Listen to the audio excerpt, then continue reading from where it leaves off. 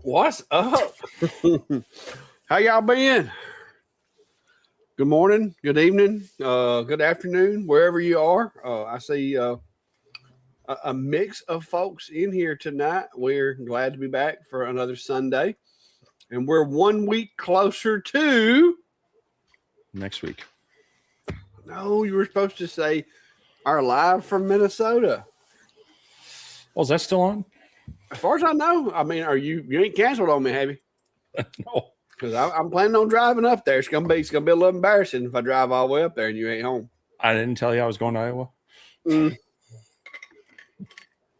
But yeah, no, still heading that way. So if you're in the Minnesota area, stay tuned. Steve's gonna be releasing some details. Maybe if nothing else, we're gonna meet up at Menards and have a pizza party.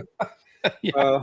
So we're gonna have some kind of meeting, get together, something. If it ain't nothing but a bunch of dudes in the parking lot until we get told to leave, we'll do something.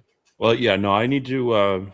We need to lock down kind of the time of day. I'm assuming late afternoon, evening, and then. Have you created an event or anything? That's what I want to do.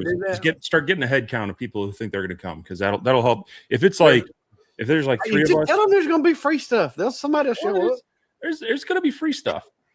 Yeah, there's going to be free stuff. But yeah, it's we got to kind of get a feel for how many people are going to be here. Hey, Brian, I'm coming, brother. I'm coming. I don't know if you've been in here lately, Brian, but I will be in Minnesota the Sunday after the 4th. What's the date on that one? We're going to be live from the Noise Workshop on the 5th. And then hopefully maybe like on the 6th, we can get together. I know it's on a Monday, guys, but I'm trying to work around family schedules, band camps, and all that kind of stuff too. So I'm having to do as much as I can to try to get up there. So I couldn't really pick like the ideal time. Maybe one day we can do something a little different. But we'll get them up here in a lot of us old retired folks really don't care if it's a Monday or a Saturday. It's all the same to us.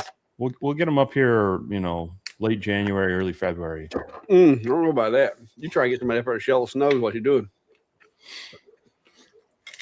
I'm gonna lobby for the next LBX to be up in the Twin Cities. I mean, there could be that.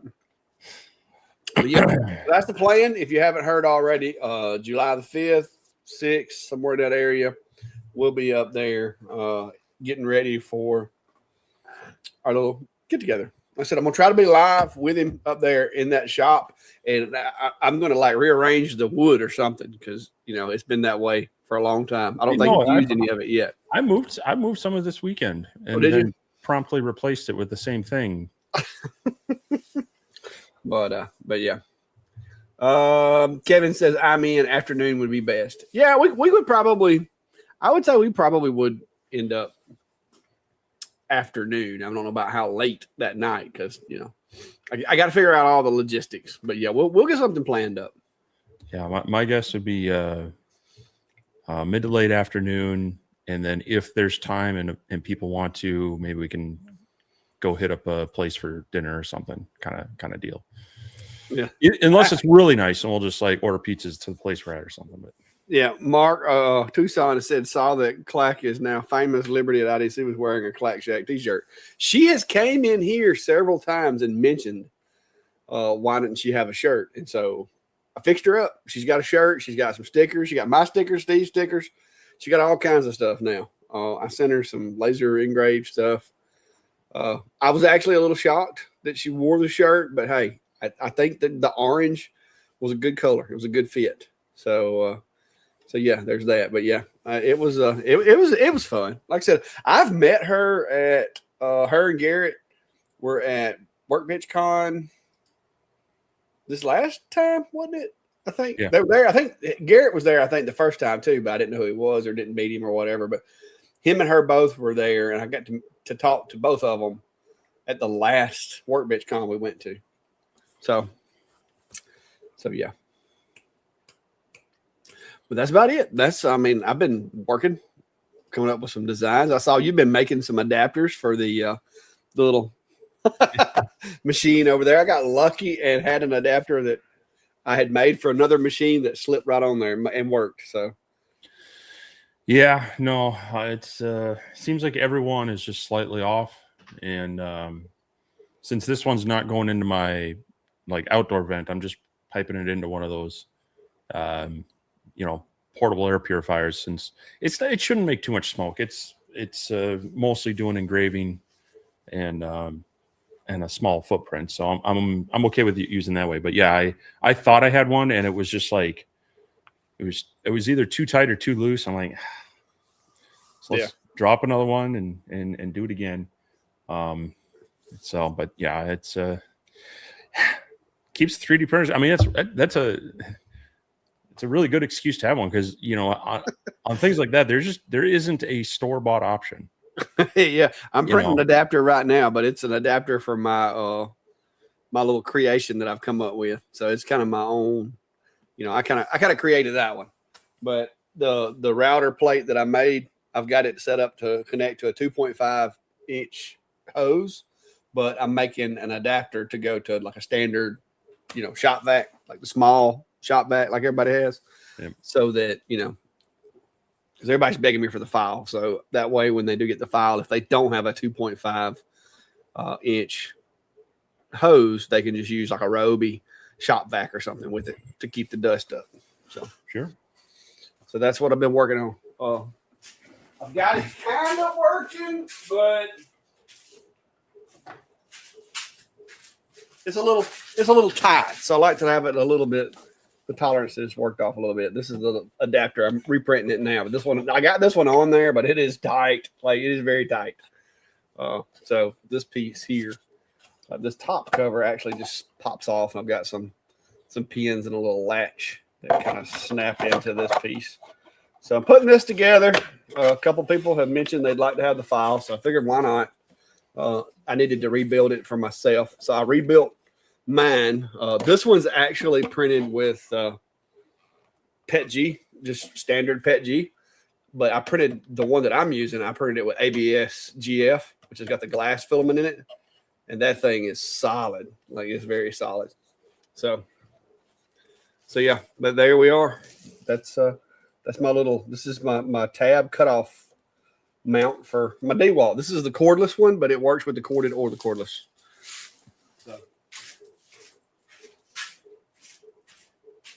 Oh, uh-oh.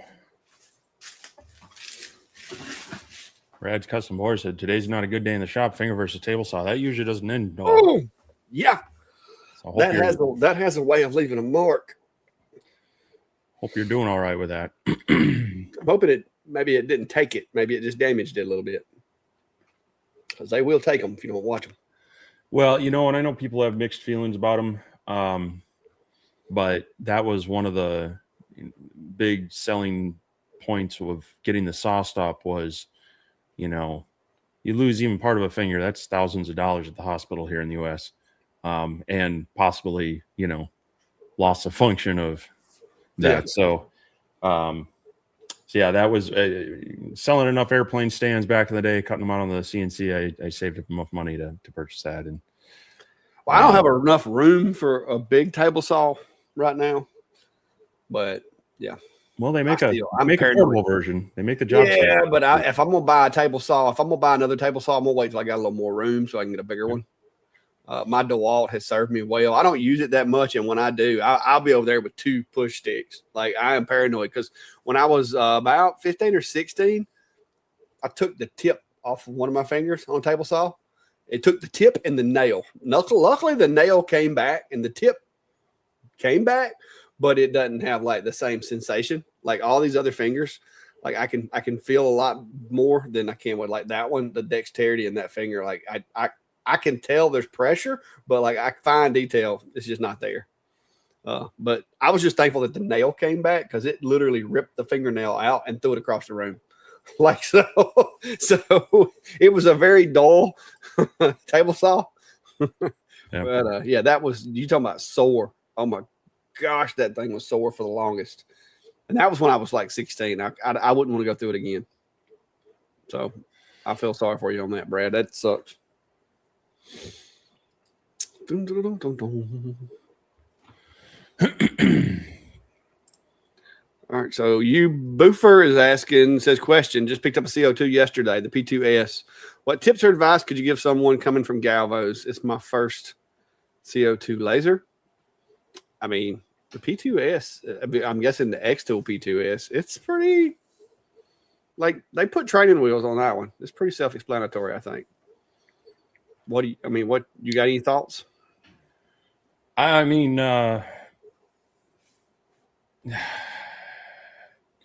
your air exhaust setup is going to be key. The internal fan is okay. It really is best with, if you can get their IF2 or any other inline fan pulling that out, you're going to be much happier, because that's one way that they're not going to work very well, and you're going to be unhappy is if that smoke's not getting drawn out. So that's something I'd work out.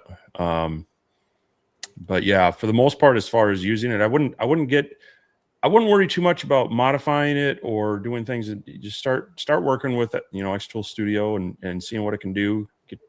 Burn up some scrap, get some craft plywood, get some cheap stuff to play around with. You're going to do a lot of testing between your cut grids and your engraving grids on materials. So use that to kind of learn its ins and outs. But yeah, it's a nice one. That one's nice over the P2 because it's got the upgraded air assist, among other things. But that was one of the big. Didn't it have the red path? Yeah, it's got the path beam for alignment as well. But the air assist, that's the thing that's so common on a lot of the benchtop units, is it's the internal one is like fish would suffocate if they were used for the aquarium pumps on some of these lasers. There's just not moving enough air. Yeah.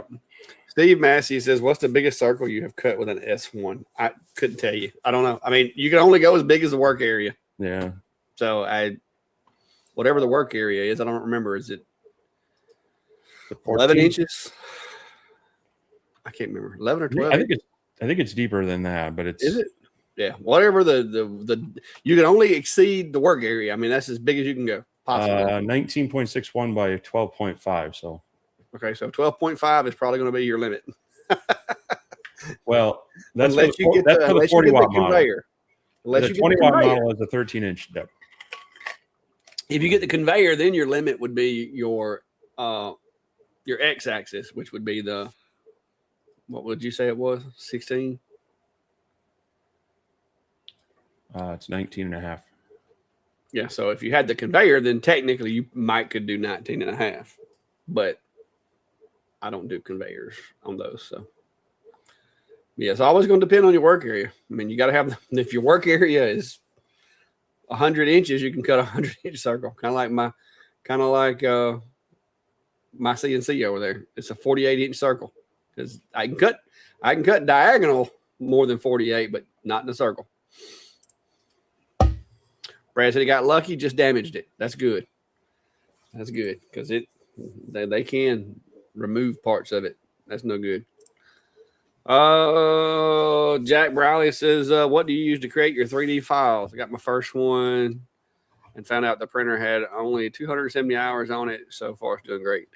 Yeah, I just got rid of a printer this past weekend. I will show you. Let me move some stuff around here. But I've got it open because I'm still fine-tuning this print. I did a couple of just regular like ring prints a while ago, and I'm printing the whole thing now. But this is the adapter that I got going over there right now, and this is in Fusion. I've gotten to where I can draw these up like really quick because it's just like 2 circles and a loft and a couple of extrusions. But yeah, this is the software that I use. It's Fusion. It used to be called Fusion 360. Now they've got it changed to just Fusion. But I always try to keep this open because in the event that I need to go in here and change anything, I can just literally go in and edit this and change. Like I can change this measurement and it'll just completely change the model. So then I can hit finish on that. Same thing here. If I need to change any of these measurements, I can just make the changes here. And once I make those changes, it'll go all the way down the line to the finished result. And the finished result will just reflect those changes to those measurements. So I keep it open. I'll hit save just in case, but I'll keep the file open so that if I need to make any fine tune adjustments, I can. And like with this one, with it being sliding onto the shop vac, I kind of put me a little chamfer right there to, kind of keep that sharp edge from messing with it. Same thing on the other end. A lot of times I'll add like a little chamfer to the inside right here to kind of cover that up. Alert. But yeah, that's what I'm using. I learned how to use it and still learning how to use it, but I like it. So I'm not by any means an expert at it, but I'm getting better.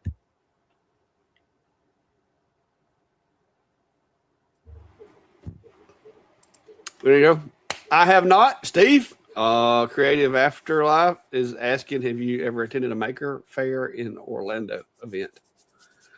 I'm guessing you probably haven't, but No, there are there's that rain I smelled earlier. there are very few things that make me want to go to California. That's one of them that would be interesting. California. Oh, sorry. Or I was thinking the one in San Francisco. There are very few things that make me want to go to Florida. But the maker fairs in general are they can be fun. I have they went kind of through a heyday and then they had a kind of a falling out for a bit, but they seem like there's a bit of a resurgence in them. So definitely would be kind of fun. But no, I don't. Florida's a long trip for me. So.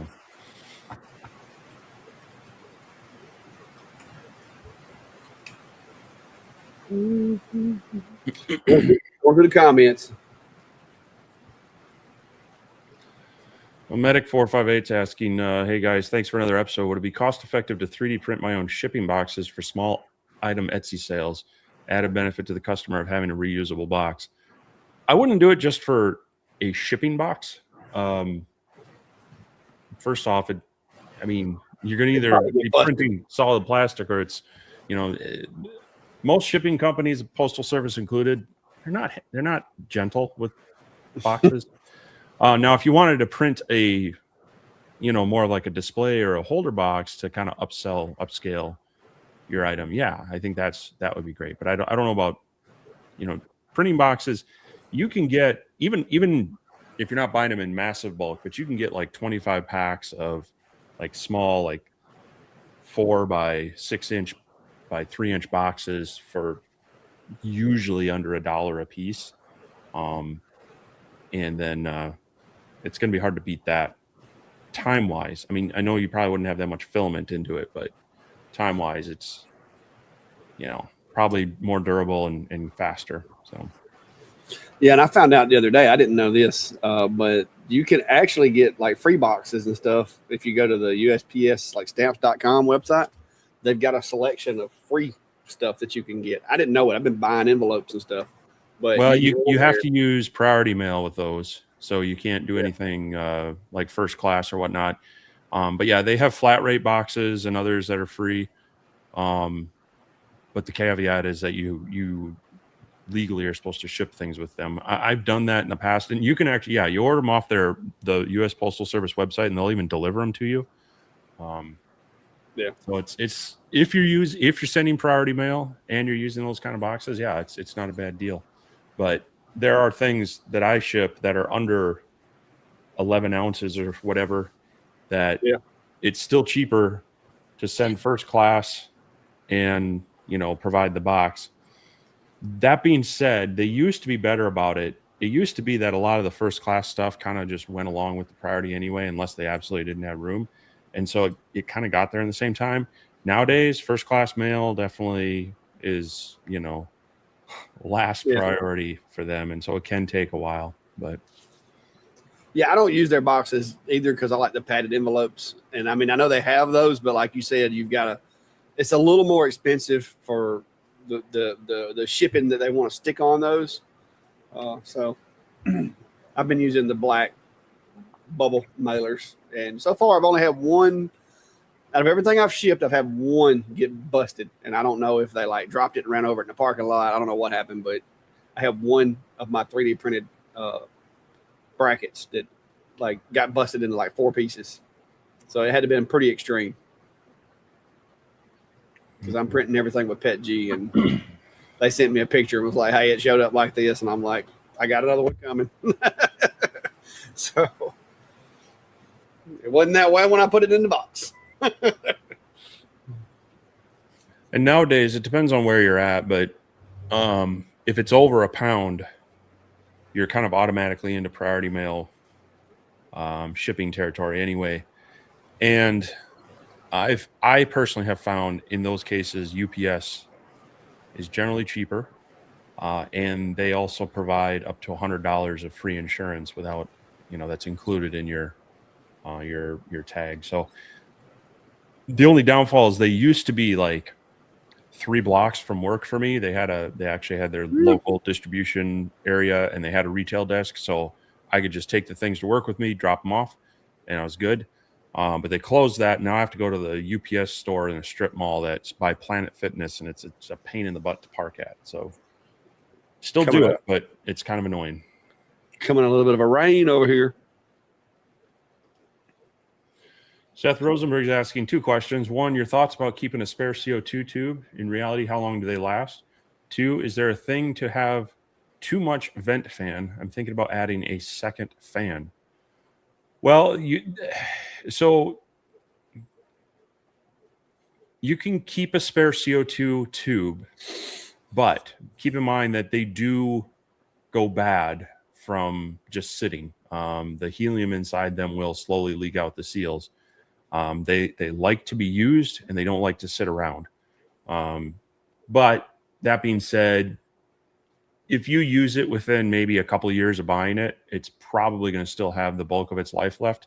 But if it sits there for, 3-4 years, it's probably not, it might fire still, but it's probably not going to have its full power. So it's best to kind of balance that. I mean, I get that, if you're absolutely wanting no downtime, having one on hand to swap it out might mean you're only down for a few hours.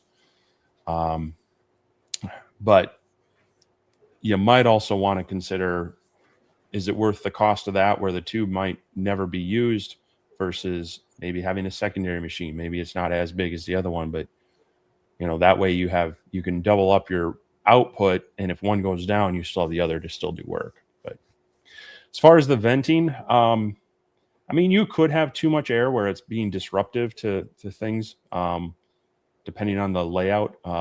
But generally, moving air out is not a bad thing until it starts, moving your material or, causing sucking out all your air conditioning. yeah. There's some things to consider there. The thing with adding a second fan is you kind of want to try to get them balanced. If they're too close to each other, one might be fighting the other. And so you kind of want to see at what point does the air drop off and then you can boost it, or do you need to scale up your pipe and your fan and just stick with one? But you can cause problems by having a mismatching of fans where one is pushing on the other or one is pulling on the other, just because of the air draw. Yeah, I would say that if you're going to add a second one, I would try to go with something that has a variable speed. That way you can kind of tune it to cooperatively work with the one that you have, like Steve said, to where your first fan's not literally sitting there e-braking trying to stop, because electric motors, it's not designed to be like basically jump started. So you don't want their second fan dragging your first fan. So you kind of want to balance them out. If you're going to do that, you might as well take the first fan out completely. But yeah, I would probably get something at least that has multiple stages, if not just a potentiometer type variable power. That way you can dial it in until you see that you're getting enough draft, but not so much that your inside fan's like whistling at you or something. Because you can pull the fan faster than what it's designed to spin if you're not careful with a bigger fan. And I can't say that that's bad on it, but I've done that a couple of times with some of these little small machines.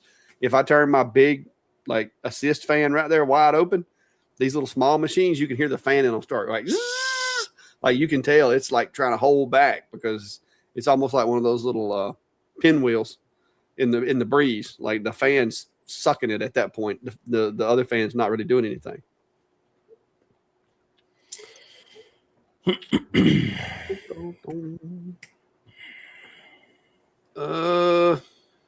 Kevin Rich is asking, what's the minimal air compressor gallon for air assist on a 65 watt CO2? It depends. Depends on your setup, how small your orifice is. Well, there's how much line you have and whatnot. I'll tell you, you technically can run it on like a 2.5 gallon one, but that thing is going to be probably running longer than its duty cycle if you're doing like production work and keeping that thing running 8 hours a day, because it is going to be on probably 80% of the time, and not taking breaks. And that's one thing you got to look at with the air compressors is they're rated for a duty cycle at a percentage of the time it's actually running while it's being used, as well as the amount of airflow it can do and the pressure it can provide. So realistically, I would look at something probably closer to like a 7 gallon on the lower end. I think both you and I have the California Air Tools one that we've hooked up to our machines before, and I use it now. It does like if I'm doing a lot of stuff, it does run a good bit. But now I'm running just enough air to do the job. I'm not like pushing excessive amounts of air. I'm running extremely regulated air pressure, and I make sure that all of my machines, the exit pupil where the air comes out is as small as needed and not too big, because the bigger the exit pupil on your air assist, the more volume of air you're going to have pushed, because there's a balance between pressure and volume. And if the hole that it's coming out is as big as your pinky, it's going to take a lot more volume to maintain the pressure than if it's like the tip of a ballpoint pen. So there are lots of considerations when you start pushing that air towards that nozzle. But you want just enough to do the job, but not enough to cause a strain. But yeah, I can't remember what size mine is, but mine's this little California Air. It's one I've got actually an 8 gallon. Is it? I don't know that mine's that big. I've looked at upgrading it, but it's just working right now. Oh, yeah, mine is an 8 gallon. Never mind. I thought it was smaller than that, but mine's an 8 gallon California Air. And that is, let's see, that one right there. And I think you've got the same one. Mm-hmm. Yeah, see, I've had this one since 2023, and I run the stew out of it. And it's done me a good job. I will tell you, though, if you have one of these, they have a filter, an inlet filter. Make sure you change that inlet filter. The previous air compressor that I had, I was unaware that I had to change that inlet filter, and I started getting a lot of water in my air assist. And then, long story short, I ended up finding out that was one of the contributing factors to getting water in that air tank is that that filter gets dirty for some reason. It makes it create more water. Yeah, for about $200, you get that 8 gallons. That's about the smallest I'd go right now. If you can always add like additional tanks to kind of help, slow down the cycles on it. Because the more volume it puts in its tanks, the longer it's going to run before it cycles on again. But yeah, you then definitely need to be looking at moisture traps. So. Yeah, and like see, I've got PVC. I've got 3/4 inch PVC ran in the shop, and then I've got taps coming off of it that are 1/4 inch, the flex like connector, quick connectors that tap off of that. And so technically, I probably got about 12 gallons worth of air storage because of all the PVC. Because that 3/4 inch PVC goes to the front of the shop, it goes out to the back by the lean-to and all that. So you're creating, like you said, extra storage when you do that. Yep. Tony says, how thick do you make the walls of your adapters? It depends on the use of it. Typically 2 millimeters. If it's something that's like really big, I may go 3. It's kind of, I try to keep the thickness of the material proportionate to the size of, if it's like a 200 millimeter round adapter, maybe I might make it thicker. But typically most of the ones I make, I do 2 mil to 3.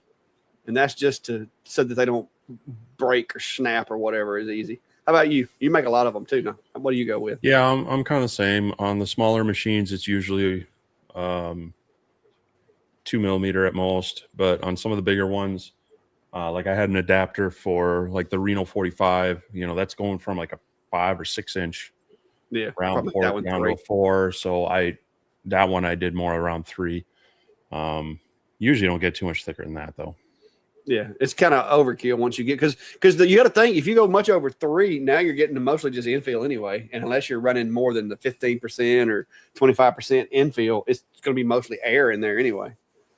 So to me, with adapters and stuff, just add a couple extra layers on the walls, if anything, and that way you get a little more strength there. But like I said, I just run standard settings, 2 to 3 millimeter thickness, and I mean, if I were to break one, I just put another one. But I can honestly say I don't think I've ever broke one.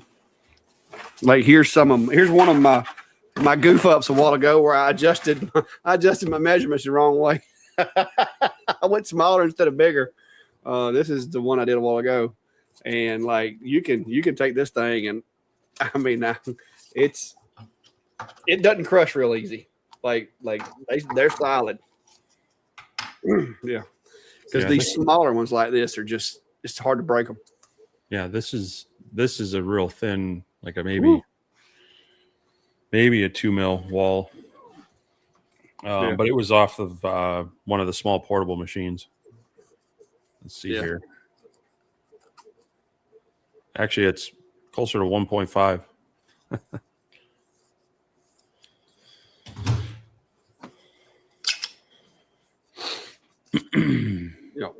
But this one, like I said, it's pretty solid. Like it's not going nowhere. I don't know that I can stand on it. Let me see if I can stand on it. Try not to fall. Nope, it will not withstand 230 pounds.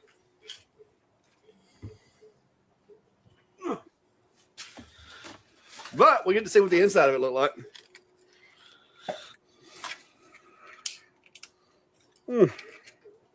Yeah, that busted it up. But yeah, 230 pounds on one heel.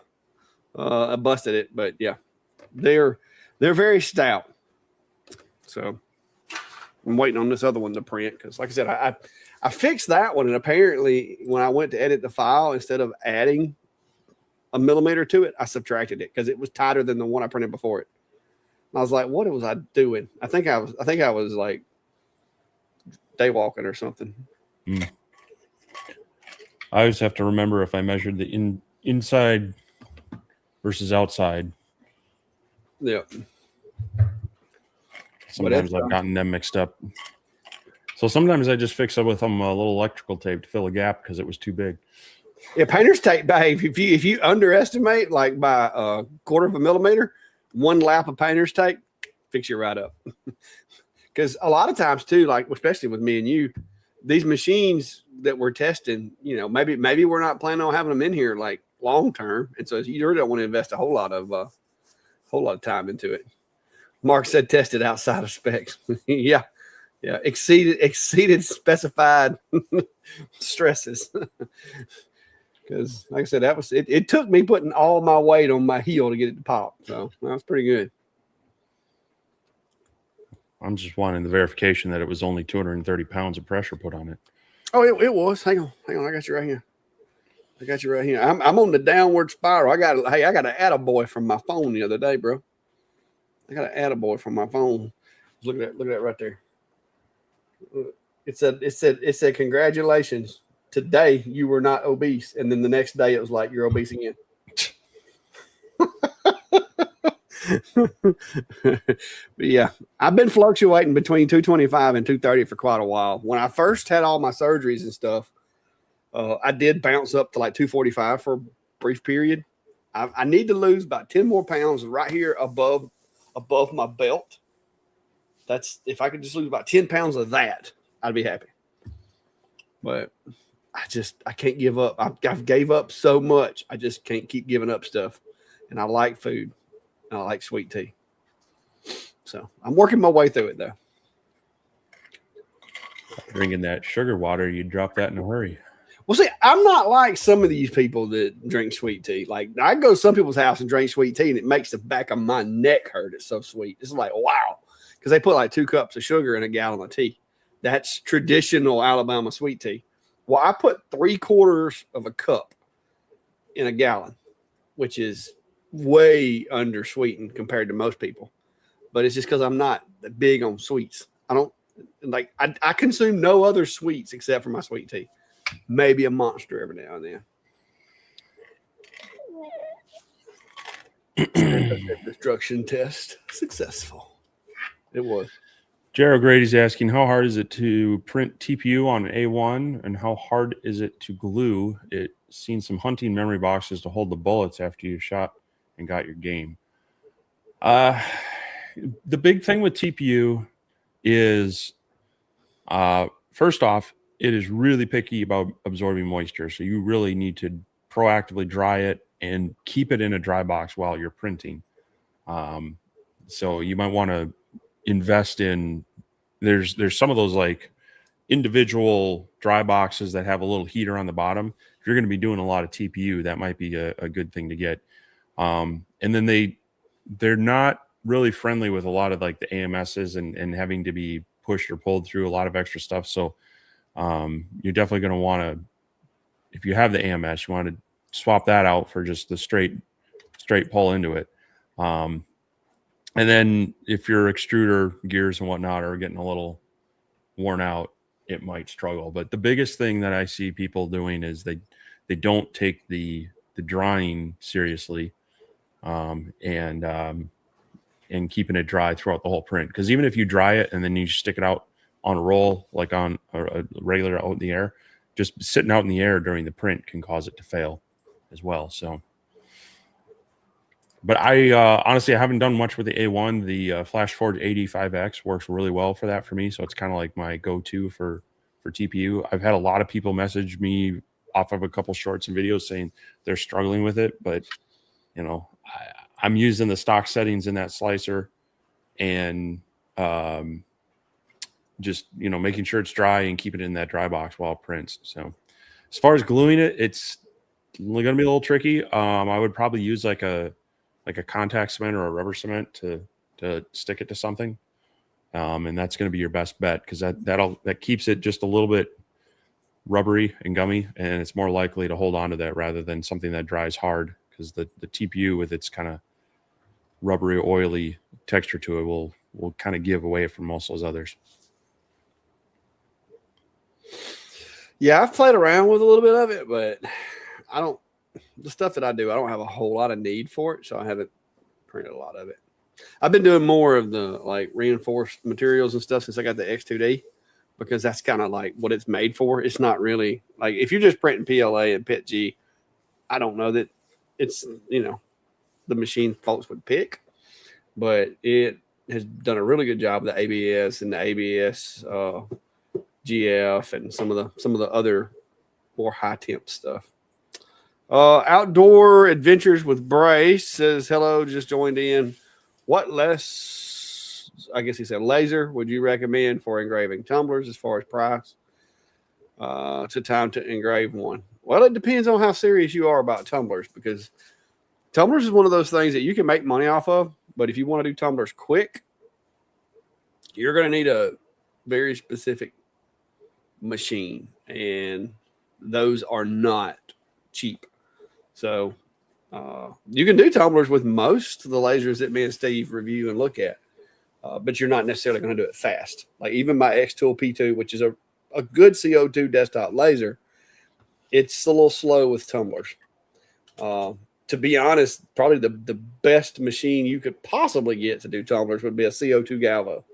I don't have one of those. I wish I did, but I don't currently have a CO2 Galvo. But a CO2 to me is the best wavelength of light to use for tumblers. I've used blues, I've used UVs, I've used fibers, and if I'm doing tumblers, I'm going to do them on a CO2, even if it's slower than say my fiber lasers are, because there's less risk of damaging the material with a CO2 than there is with the UV or the fiber or even the blue laser. And like so when you do tumblers, you do not necessarily want to color the metal. Matter of fact, well, like this is one of the ones I did this one. I think I did these on the OhmTech Polar Plus, and they look great. But to do this is going to take 20-30 minutes. So fast is not really a word that I associate with tumblers, especially if you're doing wraps. What about you, Steve? What do you say about that? What do you think? I'll get that other one I did the other day. Well, this is one I just put up on the screen. A CO2 laser with a true Ruida controller is going to have a pretty fast acceleration. Like you mentioned, the CO2 wavelength is going to be the easiest to work with. There's not going to be as many variables. It's going to be more consistent. And why did it remove your thing? I was just trying to get the comment off the top of your head. And so something like this is going to be a good all-around laser. And if you invest, it's got the drop bed so that you can invest in your choice of chuck rotary. That's going to allow you to do a variety of types and styles of tumblers very easily. It works well with light burn. So even though a lot of the benchtop ones are great, if you've got the space for this automatically has that deeper bed. It's got a good working area, and it should work with a lot of the, everything from some of the more basic chuck style ones on up to like your pie burn and others. So this, if you're really serious about it, without wanting to spend too much money, this is a decent type of machine. It's very similar to the first laser I ever bought, and I had taken a look at their step before this. It was their Maker 25, which was like a 50 watt, and I think about the same working area. But honestly, that would probably do them faster. I know it's going to do it faster than most X-Tool machines. X-Tool they hold your hand, and I think they govern it a little bit so that it doesn't mess things up. Their acceleration isn't quite as fast as these, so they take a little more time. But no, I think this would be kind of a good way to go. That being said, I'm waiting, and I'm told they should have them to me. The accessories, so the riser bed for the IKEA Master and the chuck rotary, that should be to me by late June, so hopefully within a couple weeks. Waiting to see how that one does, because that might be a happy balance between a true Ruida controlled fast CO2 and some of these other GRBL based. This one is GRBL based, but if it works with their typical chuck rotaries, I think it'll be maybe a happy balance. But we'll see. Haven't got my hands on it yet to try that out. Yeah, like me and Steve both just tested out a few weeks ago a Creality machine. I don't know if y'all caught the video or not, but I did two of these. One of them got swiped today. My brother-in-law come over here and was like, "Oh, I need one of those," and so it got swiped. This one I'm going to put on my booth at Peach Jam just because, like, I hate making tumblers because I got so many tumblers that I drink out of. So I've gotten out of where I'm like, I'll just throw them in my trailer and sell them at the next event. But this one was done with a blue laser, a blue diode laser. And if you want to do black tumblers, a blue laser works great because you have a bigger gap between a good engraving and burning the stainless steel. there's a bigger area there. But as you go with the lighter colors, like let's say if you go to red's right below blue, or red's right below black. So if I had to pick tumblers to do with a blue diode, this is kind of the order that I would choose. My first pick would be a black tumbler. If I couldn't get a black, I would go with a red. If I couldn't get a red, I would go with like an orange. If I couldn't get and then you get down into the blues, the whites, the corals, and all those pastel colors. Those things are terrible with a blue laser because the threshold between marking or removing the powder coat and not burning and coloring the metal is very, very small window, especially like a white tumbler. Now, if you're trying to do an image with a blue laser, a white tumbler is great because you can mark it gray and black. But short of that, it's CO2 wavelength is the way to go for tumblers. Because it's really hard with a CO2 to miss the settings bad enough. If you've got some tested settings, it's really hard to miss it bad enough to damage the metal. The other thing on that is I see a lot of people that, you know, they're trying to dial in their settings on tumblers, and what they're expecting is it to come off the laser looking just polished clean. And so they keep upping their power, and what they're doing is it's going through it, but it's leaving a little residue that should just be cleaned off. But they're upping their power trying to get that kind of bright, brilliant, you know, stainless steel look underneath it, and then they start burning it because they're applying too much heat. You really got to run it, wipe it down, see if it cleans up well. You know, a lot of people like using the magic erasers and other things like that, which is okay, but know that that's an abrasive and that can mar the, you know, the powder coat and other things too. But it shouldn't take too much. But sometimes you got to clean them up to see how they actually look. It's the same thing with some lasers and the aluminum cards and other things. They sometimes just look a little grungy until you give them a quick little wipe, and then they're clean. So yeah, and that's what sucks, because if you don't clean a tumbler and then you run it that second time, you're probably going to darken the stainless. Yeah. So yeah, So tumblers are a bit of a thing. Jeffrey Stone says, I attempted to swap 3D printer nozzle and couldn't get it to come off the hot end. Needless to say, I've ordered a new hot end. Any suggestions for future swap? It's an Anycubic Cobra 3 V2. Yeah, so some of the newer ones, they have, there used to be just the small screw-in nozzles, and it seems like more of them are getting away to kind of a little more integrated, you know, hot, you know, like the nozzles on more of the heating element part, which is good and bad. If you have the style that can still screw off, sometimes what you need to do is try to get into your printer's settings and heat up the hot end while in like maintenance mode or something. And then that'll hopefully, if it's some filament that's kind of holding it in there, that'll soften that up, and then try to, you know, open it up and wrench it off. That being said, if it is that gunked up anyway, it's maybe not a bad idea to just replace the whole hot end. Hopefully, I know a lot of the newer ones, it's a lot easier to do that. Not 100% familiar with how the Cobra 3 is. The newer ones are kind of pretty simple. Usually like a clip, some magnetic holdings. Some of them have the plugs built onto the hot end as well. And I've even found, like with some of the bamboo printers, where you can get just the nozzle or the whole assembly, and it's a difference of like maybe $15 or $30. I've tried to go the $15 route, and then you have to like rebuild the hot end anyway. And I go, nah, I'm going to pay the $15 just to have it all together. So, but yeah, try a little bit of heat, see if that kind of opens it up a little bit. Otherwise, if you can take the whole thing off and maybe soak it in a little bit of acetone or something, that might help soften and loosen it up as well. Yeah, I was going to say, my rule is, if you make things hot, they come loose easier. If you make them liquid, they come loose even easier. Yeah. Rob Wilson says he's got that exact OhmTech. It does tumblers very well. The Chuck rotary is not great. It's about $170. Yeah, they're kind of stock. Chuck rotary it's kind of a beefy Chuck style thing. It's not as good, but it works well. And maybe if you're getting into it, it'll get you started until you can kind of save up the money to buy the nicer ones. But you know, you can quickly jump into $1,000+ tumbler setup just for the rotary that you add to your laser. But for some people, if they're doing them a lot and you're doing a big order, it pays for itself in time saved too. So Yeah, I found I tell you what I found today on Marketplace, because I'm always trolling Marketplace looking for a deal, right?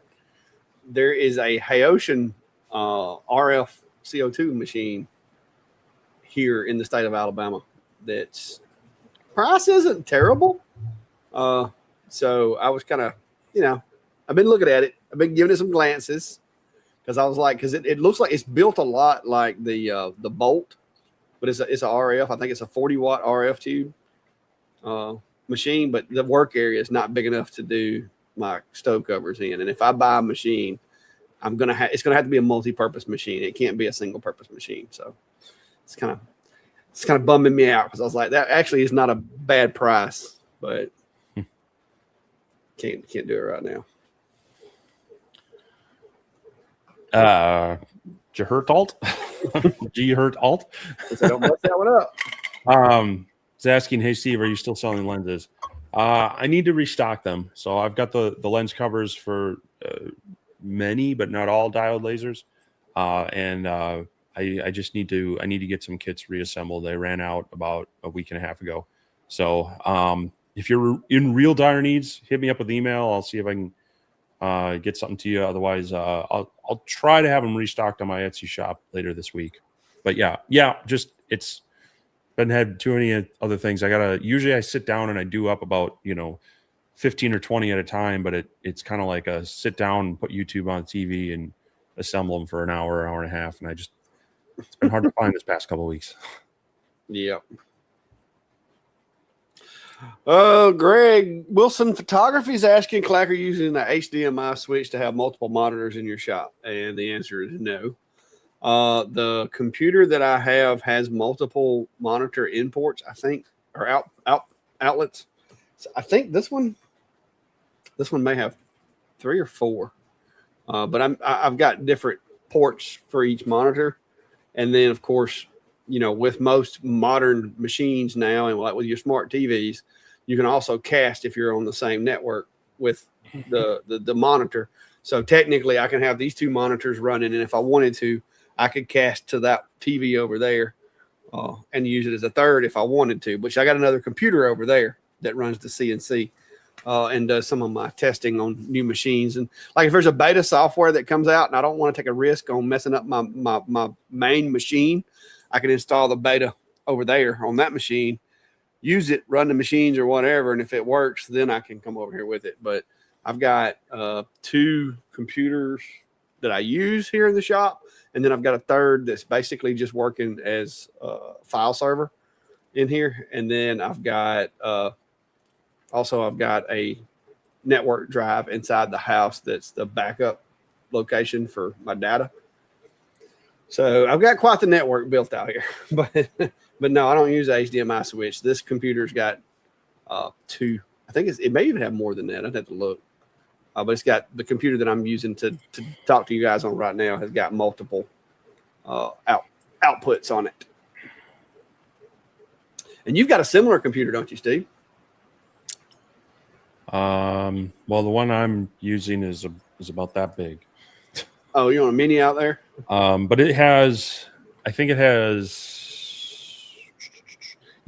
multiple. It's either multiple HDMI or it also has like DisplayPort. I forget which. So, but yeah, most modern computers, other than laptops, will come with generally a couple of DisplayPort or HDMI outs. So. Yeah. So I don't have a switcher or a hub or a dock. Well, I shouldn't. I actually do have a dock hooked up to this one, but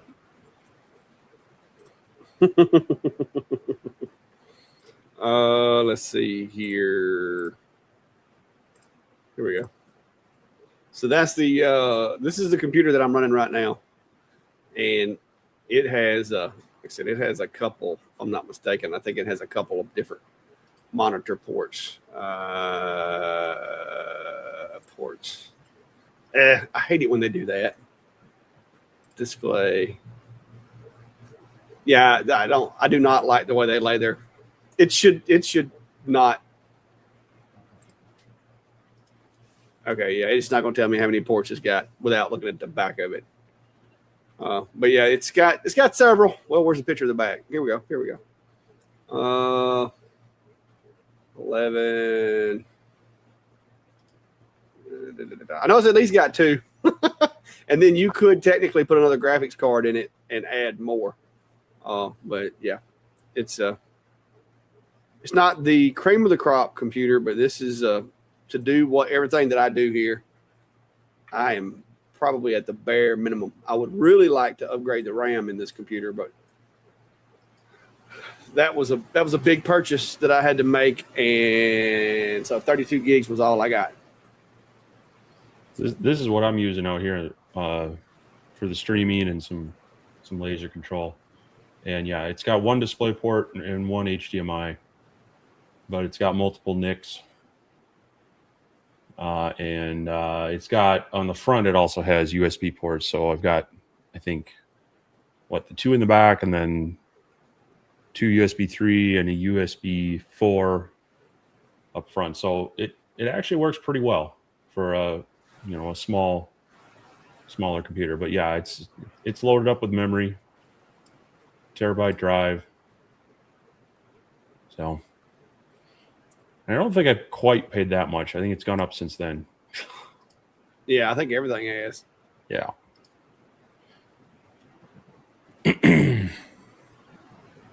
I'm trying to see what SPDI digital output line in. Yeah. No, like I said, I'm pretty sure I've only got 2. Maybe I've only got 2 ports in the back. I don't recall. But whatever's in that, however many ports is on the video card is what I got. And what did it say it came with? The RDX 5070. So I'd have to look at an RDX 5070 and see how many ports it has. But typically, they either have like 2 display ports or they're a display and a US HDMI. I know this one does not have a VGA output, so I can tell you that. My old one actually did, but I swapped monitors and got a curved monitor for up top, and then I got a flat monitor down bottom when I upgraded. I upgraded one of my monitors as well because I had an old Dell monitor on this rack before. But yeah, that's it. Fluffy, what are you doing? Fluffy done snuck up behind me and passed out. What are you doing, kid? Tony's saying, I see there's a video on YouTube saying Bamboo's having an anniversary sale. I've not watched it yet. And yeah, I believe it starts tomorrow, if not today. So I haven't looked to see what they're having on sale, but I believe they've put a lot of their filament on sale. And depending on if you buy it in bulk or whatnot, you can get that down to about $12 a roll. So if you really like some of their filament, now might be a good time to get some of it. But and then of course, Prime Day is coming up in a week or so, where we're already seeing other people where they might not sell on Amazon, but they have their Prime Day sales. So keep an eye on those things, but also keep an eye on what the price was before the sale, because sometimes it's just same flavor, different cup, not really saving much. But I mean, if you get the money and you've been looking for something and the price is attractive, maybe they're throwing in a little extra something for you or whatnot. Yeah. Yeah. So here I got my camera set up back here behind me now. So this is kind of where I sit, and I'm going to do a video on my other channel about this because everybody keeps asking me. But like, this is the bottom screen. I've got StreamYard and everything playing down here, and up top, this is my Streamlabs setup. Now, a lot of times when we're looking up stuff or whatever, I can crash that over there, and like I can be doing other things because this wide panel I've got up top, it's a curved monitor. So once I pin this to one side, it'll let me pick whatever else I want to put on the other side. So I can have my printer pulled up or whatever I need to have. And then I use my Streamlabs. This is my little switcher here for the Stream Deck. So there's a lot goes into it, but stay tuned. Within sometime this week, and we'll try to get a video put out about how I make all this work. I need to close some of these apps. Yes, I'll save that. So I've got Fusion running, I've got Bamboo running, I've got my email open, I got a couple of tabs open on my browser. Like I got all kinds of stuff going over here. So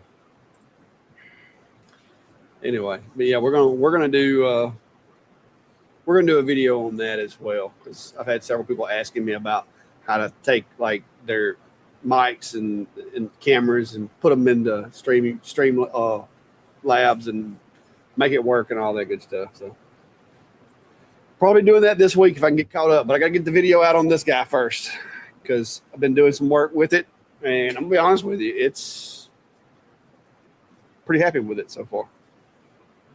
So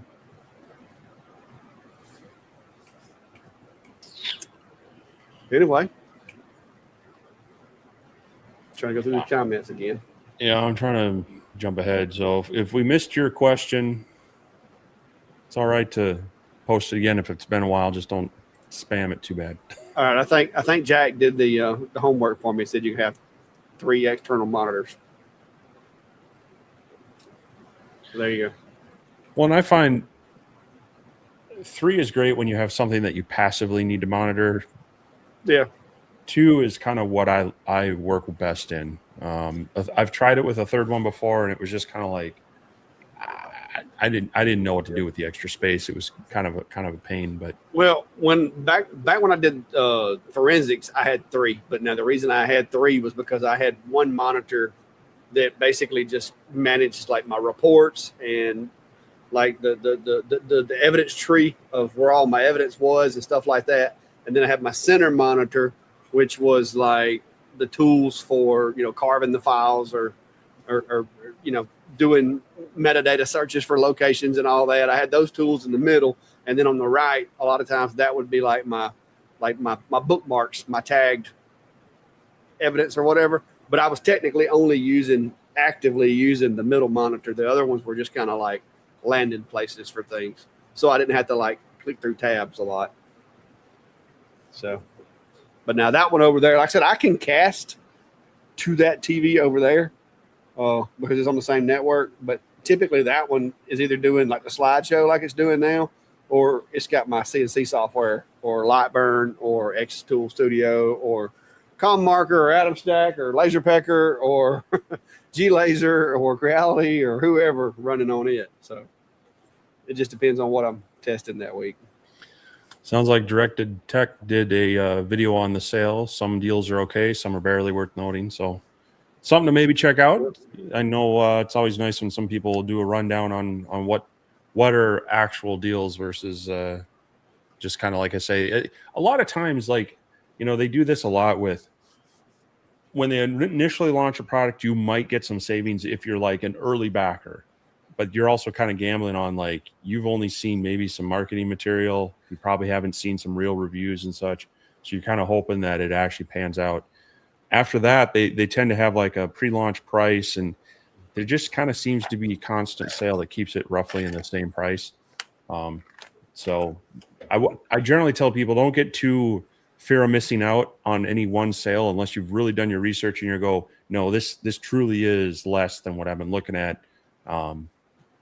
Because I've been there before. You're like, oh, they have this really great deal. I should buy it now, even though I might not need it for a few months. And then a few months go by and you're like, well, it's the same price or maybe even cheaper. So yeah, sales are great, but you definitely got to do your homework to see that you're not just getting marketed to.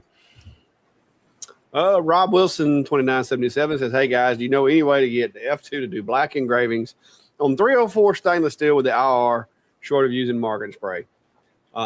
Black, any kind of color on metal is basically you're causing oxidation. And with stainless steel, like black is as oxidized as you can get it. Like that's several different layers.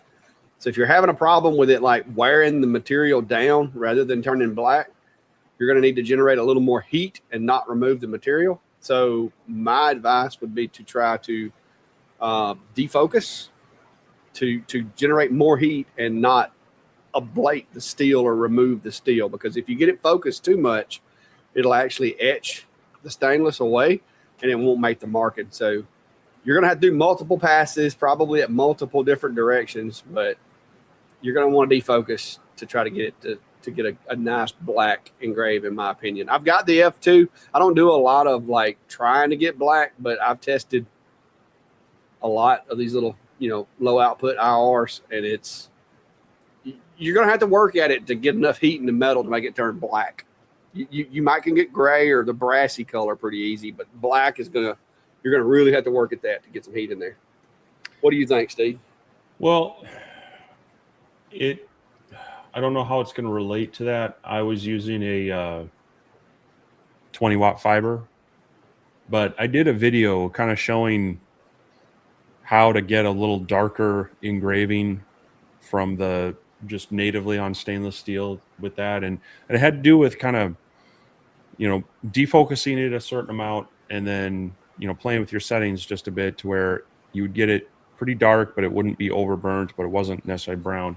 But again, that was on a 20 watt. You may be able to get it with the F2 by adjusting the speeds accordingly. But yeah, it's with stainless steel, a lot of time you're getting tones from like a white to a copper to a dark brown, reddish brown.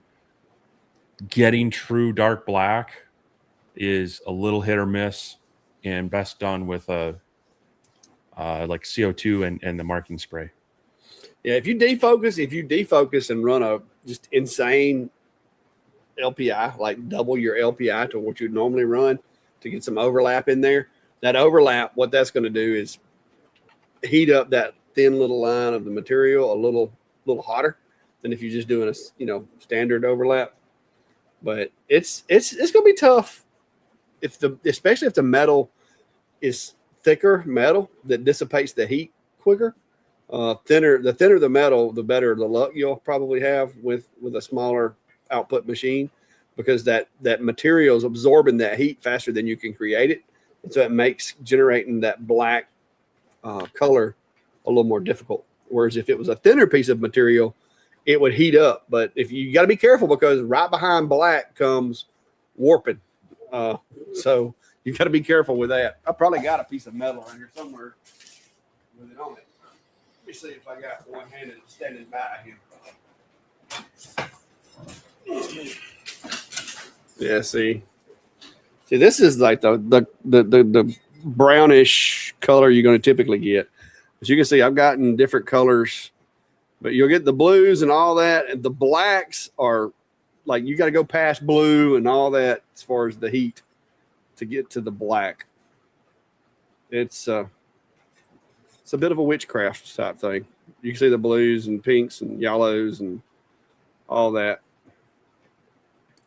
But yeah, like I said, I don't do a whole lot of counting on color. I do have a project coming up to where I'm going to be doing some engraving on some stainless steel, but I'm probably going to be rocking the 60-watt MOPA just because it's easier to get color and stuff with. So I just dropped a link to the video I did. Keep in mind, again, that was with a 20-watt fiber. So similar theory, but you're going to have to play with the options that are available within the F2 as far as speed and frequency and whatnot. But it'll hopefully maybe give some look to it. It's been a while since I've messed around with stainless steel on the F2, so I don't have any like good tier. I've tried these settings, but I do plan on getting it out here in the near future on a couple of things. So you'll see it resurface here. Yeah, so you see right there, I got a little bit of, that's just about as black as you're gonna get right there. But the problem with it is if you look, it dang near burnt through the material. Like that's how hot I had to get it. And the thinner the material, you can get it that hot, but you risk deforming the material. So I wish these companies would quit advertising color engravings, because yes, it can do it, but it's not the way that a lot of people claim that it is, in my opinion, in my experience. But Seth Rosenberg saying, I reached out to Thunder Laser and asked them about a CO2 machine. They tried to steer me away, stating that CO2 is getting replaced. Is this true? What are they talking about? Why would I the guess people who sell you ask, lasers do that? I'd makes ask. no sense. I'd ask to see maybe what you were specifically talking about. They may have wanted to, like if you were talking about engraving certain things, they may have been trying to steer you towards something. But yeah, maybe a little more clarification on that, because yeah, I don't see CO2 going away anytime.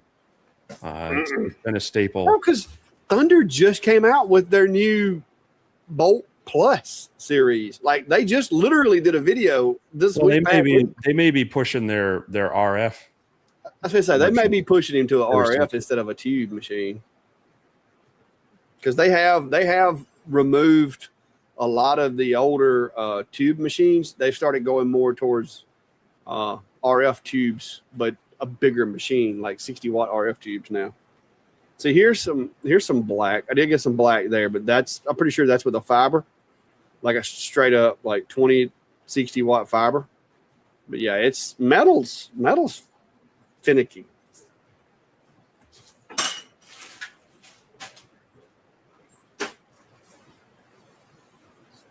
I was just shopping or window shopping Thunder Laser and Omtech's websites today to see what they've come out with. I'm watching for them deep discounts.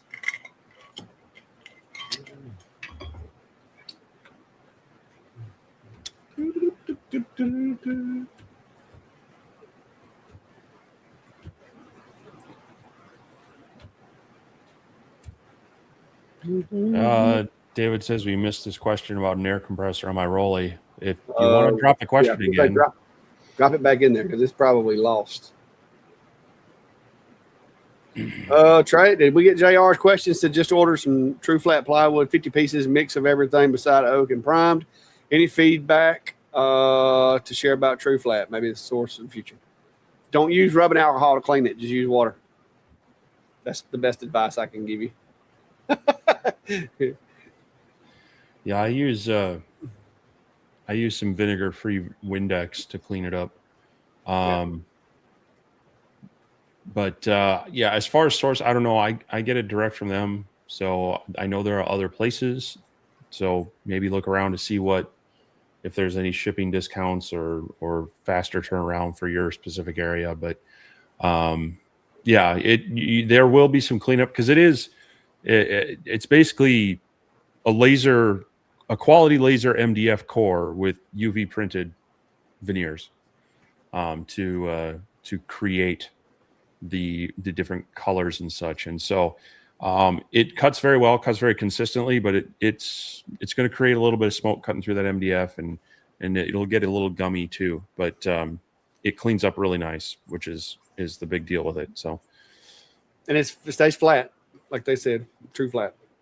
It does stay flat pretty well. I've never had a piece of it warped. So, Pile 3D says, what material and thickness do you cut the most? Me, it's 4.7 millimeter thick birch that I get from Rugby. This stuff right here. Whoop, whoop, whoop, whoop, whoop, whoop. This is a UV finished. This is the unfinished side. I usually buy it. I'll get 7 full sheets of unfinished, and then I'll get 7 sheets of finished on one side. And this is a UV resin printed material. It paints really good. It doesn't engrave worth of crap, but if you're painting, your spray can, your rattle can goes a lot further once it's already been sealed with this UV resin than if you try painting this side. But if you want a flat finish, you paint this side. If you want gloss finish, you paint that side. So, but I use a lot of that. And then other than that, acrylic from Johnson Plastics Plus and True Flat. That's pretty much the gist of my laser materials. CNC, it's a little more wide and varying. Not-board Working says buying marking spray is worth the money. The time it takes on some lasers is more expensive than the spray. You can buy the Surmark for less than most and works with even diodes. And yeah, if you need a black coating on metal, especially stainless steel. It seems to be a lot easier. It's very durable. I mean, you can eventually wear it off and scrape it off, but you're probably also scratching the heck out of your stainless steel anyway. So you get that spray and you just hit it real lightly. It dries really quick. You run it through with the CO2. It's unless you're doing high detail stuff, the nice thing is it's going to do it faster because it's got that wider beam and it does the coverage a little bit better than an IR beam. So that's kind of the route I go with a lot of it, and where I did a lot of my tumblers back when I was doing them more. It was just hitting it with that Cermark and then loading them up, and then just wipe it off with alcohol or water or anything, and good to go. So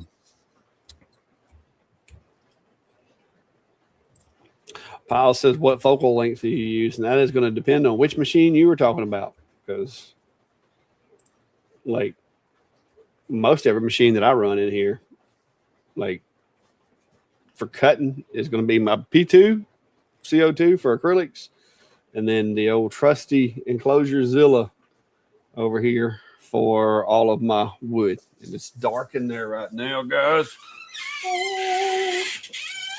There we go. The old trusty X40. Don't forget, Steve. I need you to get that module while I'm up there. I need to snag the module and the controller off your X40 while I'm up there. if you can reach it, you can have it. Oh, Tom Cleveland, Papa Creation says, Clark, what time will you be at the Events Pizza Jam in 2 weeks on Friday night?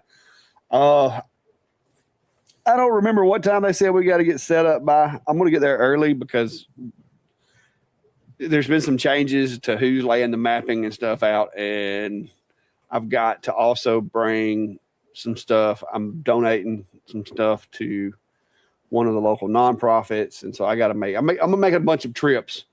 But whenever the thing is open, let me see what the time is.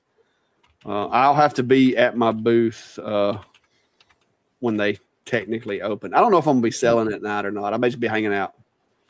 But they kind of sprung this on me. And I would say I'd only do this Saturday, but I know good and well if I don't go up there and get set up Friday, I'm going to probably get messed over out of my spot. And I have a spot that I like.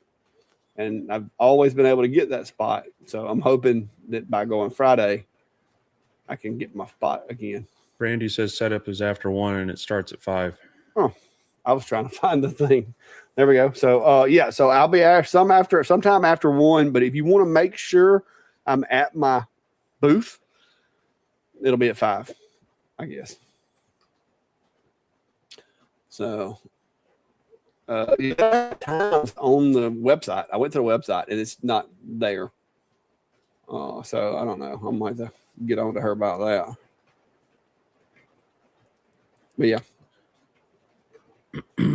Matter of fact, I'm not even sure that this website's up to date because there's a splash pad, so maybe it is up to date. I don't know, but yeah, apparently I'll be at my booth after 5 at least. So if you want to come by there, then. But I'll probably be just hanging out. I don't know how much selling stuff I'm gonna be doing, and it's going to depend on the weather too, because it is Alabama, and thunderstorms will come out of nowhere. But I will definitely be there. Mark said you're retired. You can get there whenever you want. Not always. They won't let you in the park sometimes. So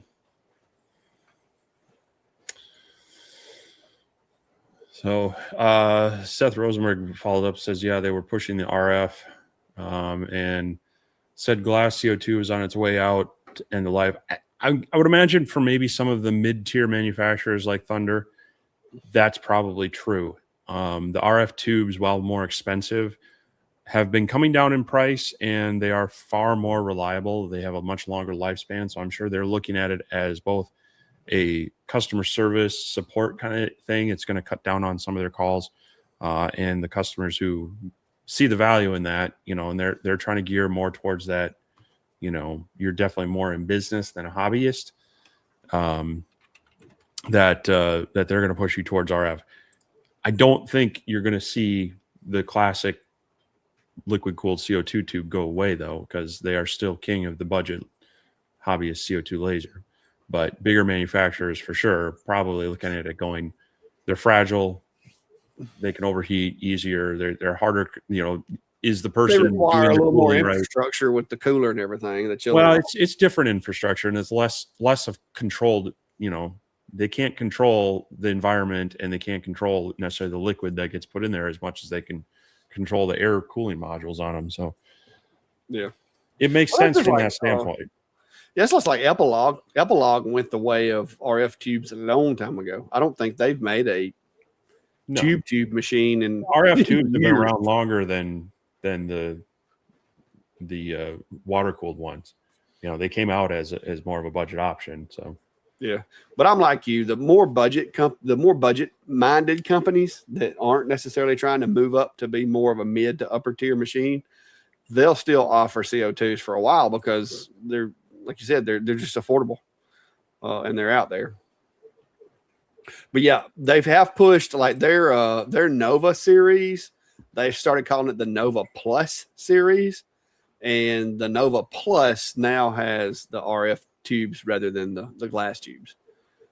You have to go into their sale, like they're it looks like to me because their Nova series, if you look on their website, their Nova series is under sale. They've moved it completely. Like up here, it's got Bolt, Nova Plus, and you got to go down here to sale to see the Nova series. And these are going to be your old glass tube machines, and it looks like they're cutting them pretty cheap. I might need to go do some shopping. So yeah. So that's what they're doing, is they're trying to push those things out, get rid of them so that they can go more to the RF tubes. Which now I will say the RF tubes are fast. They're blazing fast. Somebody mentioned, I think Ryan mentioned that Wild Willow did a video about how much faster the RF tube is than the traditional tube. It is true. Dot size is smaller too. So it kind of has to be faster because the dot size is smaller. And if it's not faster, the dot size is smaller. That just means that it's going to have to make more passes to get the same job done. So therefore, when you shrink the dot size, you need to speed up the travel to make up for, that added resolution. But from running the Thunderbolt at my buddy Tim's place, it's pretty insane the resolution you can get, like fiber laser resolution out of a gantry machine with those RF tubes, and it's insane. Yeah, they got their Nova series marked down to 6,100. Look at that. The 51, that knocked it down to 10,000. That's just too much laser for me. I don't need that.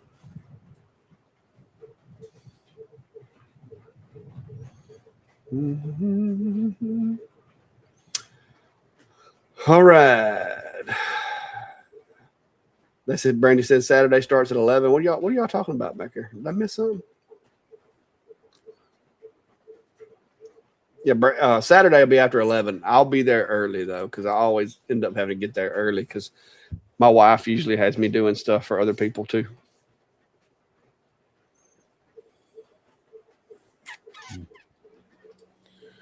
Ryan's asking, Clack, on your YouTube startup video, you would Clack Shack and Clack a link. Do the views get split up, or each channel gets a view?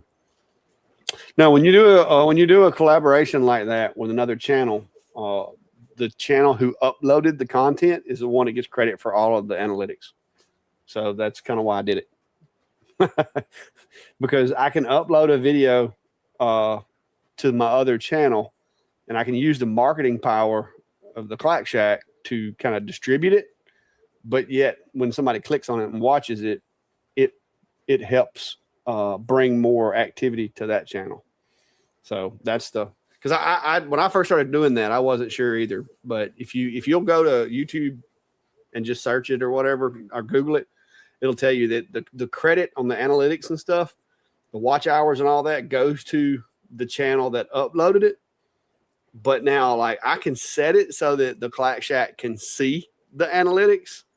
But I mean, I don't have to because both of them are my channels. But that's the way. That's the way. Anytime you do a collaboration like that, that's the way it works. Is whoever uploads the content is the one that gets credit for the analytics. So. Bootleg Garage says, Clack, do you like the X-Tool F2? Yes. The X-Tool F2 will be my event machine that I'll be taking to the Peach Jam to use for my small things that I do, because I don't do really big things at Peach Jam. I will take some stuff like that tumbler that I made. I may take a few cutting boards, charcuterie boards, maybe a few of my little sports thing that I make just to get people to look at it and know the kind of things that I do. But I'll be doing some keychains. I'll be doing pet tags. Pet tags is usually one of the bigger ones that I do. Kids love those little dog tags with the bead chains. You know what I'm talking about? Like the 90s stuff is coming back. So all the stuff that we wore in the 90s is now back. Like the kids 16 years of age or so love that stuff. So the black stainless steel dog tags with the ball chains and stuff like that seem to be a big hit. I sell a bunch of those. And I've got a couple more products that I'm going to try to do a video on if they'll hurry up and get here that I came up with for this summer's events that I think are going to be hot. But there's a few people that are probably going to be at the event doing something similar to what I do. And so I'm keeping that classified until we get a little closer. But I do have some new product lines that I'm going to be adding this year for the Peach Jam. But my rule is if they can't stick it in a pocket or hook it to their wrist or wear it and leave there with it, I don't want to take it to Engrave, because I have found that those are the things that I sell the most of. So I've quit. I've still got some cutting boards and some, small stuff like that. But the tiny stuff that I can sell $5, $10, $15, $20, that's where I stay. I live at the $5 to $15 sale at those events, because that's the stuff that sells. And the F2 will be my workhorse. The F1 did a good job, but since I've got the F2, I'll be using it this year. I ain't gonna lie though, that some gun right there wouldn't be a bad one to take to it, but I still like my F2 and the way that I've got the multiple canvases in X-Tool Studio and everything. So I'll be taking it.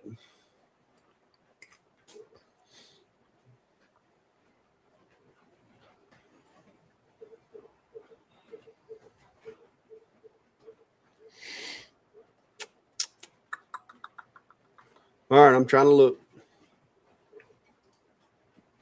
Seth Rosemer is talking about heat on a CO2 water cooled. How hot is too hot?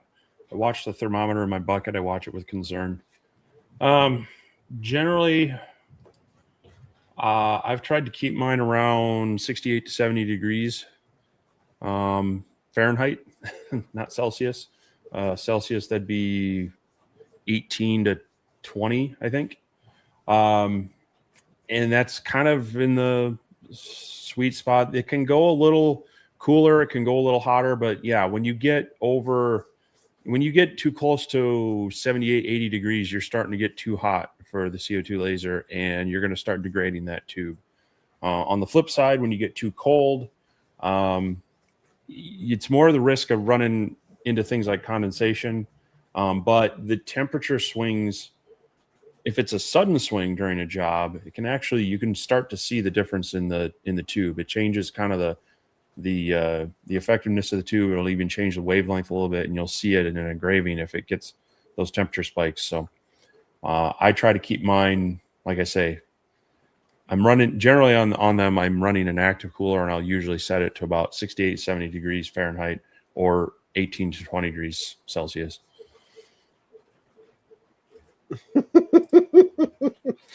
Well, Brandy says she's got to remember to get you and Carla's Peach Jam shirts. 2 years of supporting Peach Jam in Minnesota. Yeah, that's true. Steve wears the Peach Jam stuff in his videos some days. Yeah, I do. So, yeah. But anyway, I think we've gotten to the end of the comment. If guys, if we miss your comment, we're not dissing on you. If you've got a question or something that you expected us to reply to and we didn't, drop it in there again. It doesn't hurt if you put question marks in front of what you're saying, so that we can pick up on it. Because a lot of times you guys are having your own conversations and stuff in the background, and we kind of, get to fast scrolling trying to stay caught up, and we'll miss them. And it's not that we don't care. It's just that, we're trying to stay caught up. Ryan, I hear you, Ryan. You can try, Ryan, but we have to accept the collaboration. I was gonna say, we have to accept it. It's not just, you can't just tag us in it and it happened. You have to.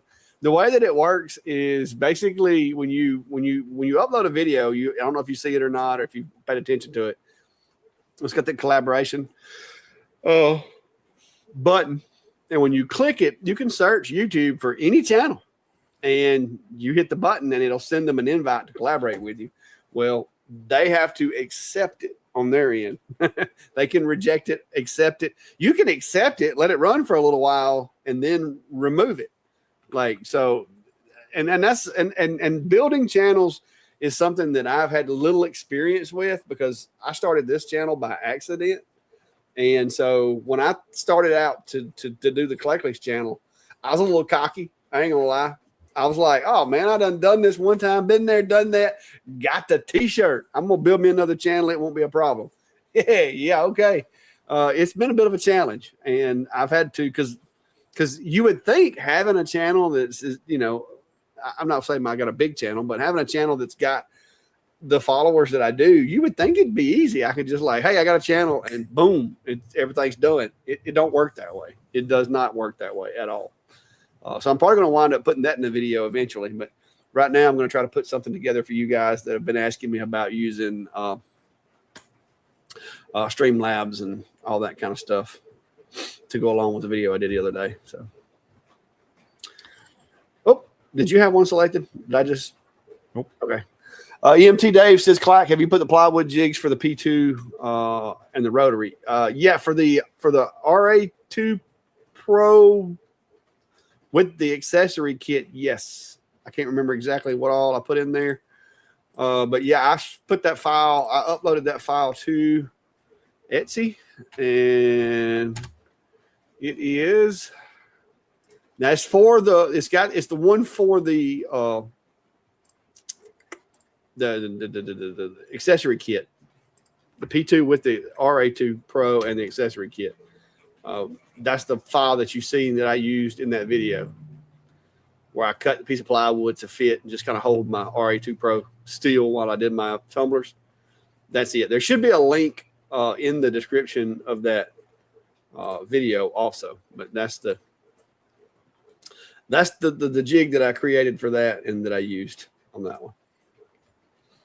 So I know we talked about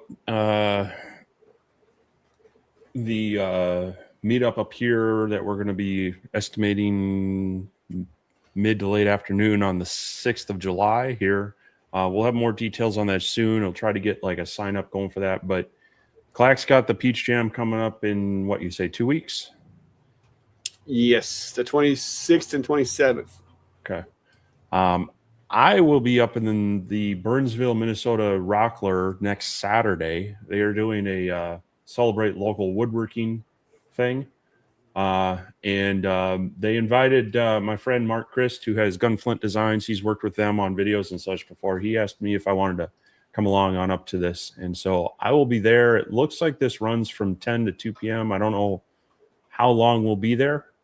But yeah, I plan on being up there. Burnsville is south side of the Twin Cities, at their Rockler store, hanging out for a bit. So if anybody's up there in the area, wants to stop by, say hi, that'll be kind of a fun thing to do. So they got a little honorable mention on the website, and this little scrolling ticker right here. Right?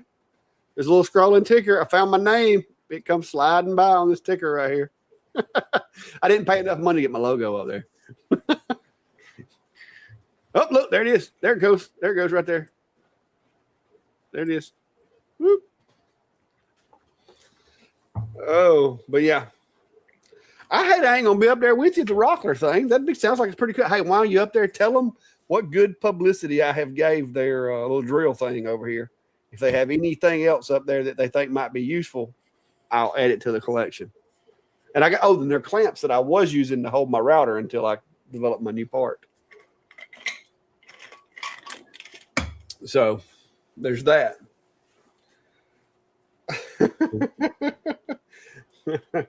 Rob said on your way through, drop me a Clack Shack t-shirt. You can actually get your very own Clack Shack t-shirt shipped to you. I don't do it. as far as like I don't send them to you, but you can order one from the ladies that do these, because that's matter of fact, it's the same people that y'all saw me doing all those hat boxes the other day. It's the same folks. They make my shirts, and that's why I make things for them and they make things for me.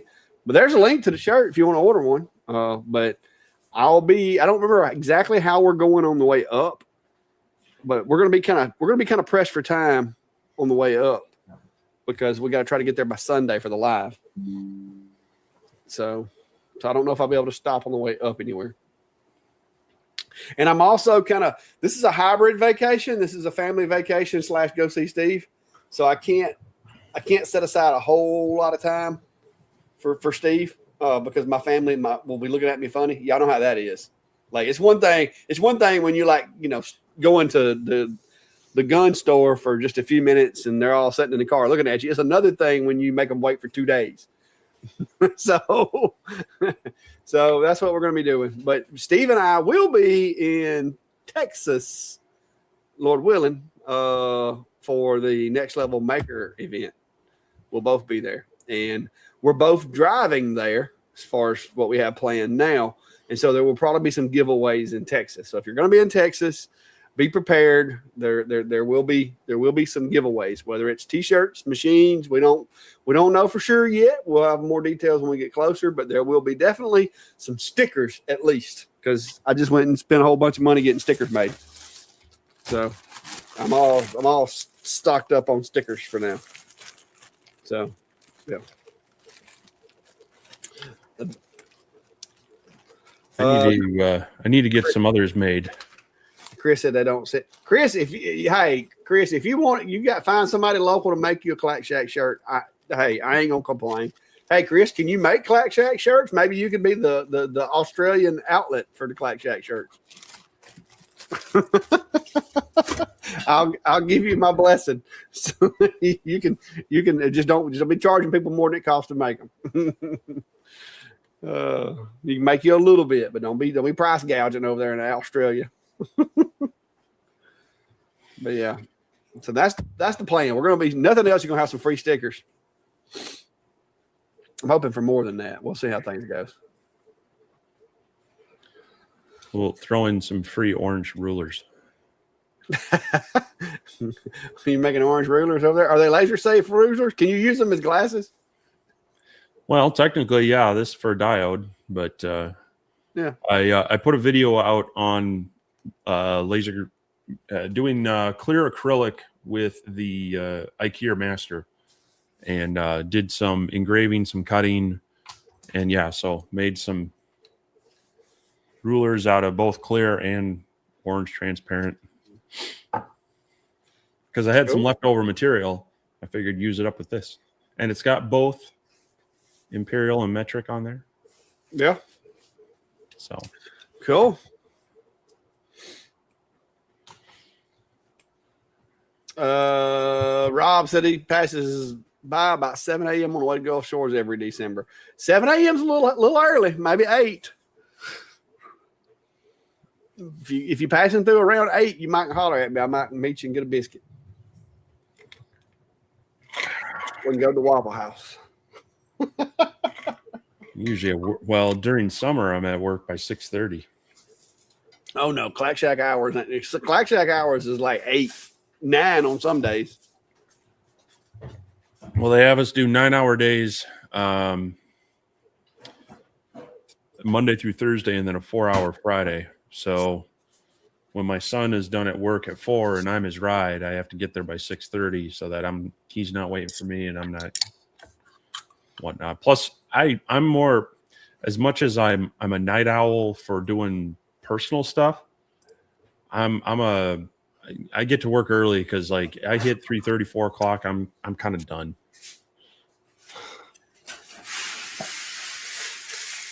So, Chris is asking how did I check the calibration of those rulers? Well, I mean, I have this Empire steel rule, and when I line it up on there. By the time I get to 6, okay, so let's see if I can do this. If I line it up on the start of 0, by the time I get to 6, which is the extent of it, it's almost indiscernible between the two. So I think it's pretty close. Now, I wouldn't be machining parts with this, but for woodworking, it's close enough. I say so. Most folks with the eyes like we got, it's probably close enough.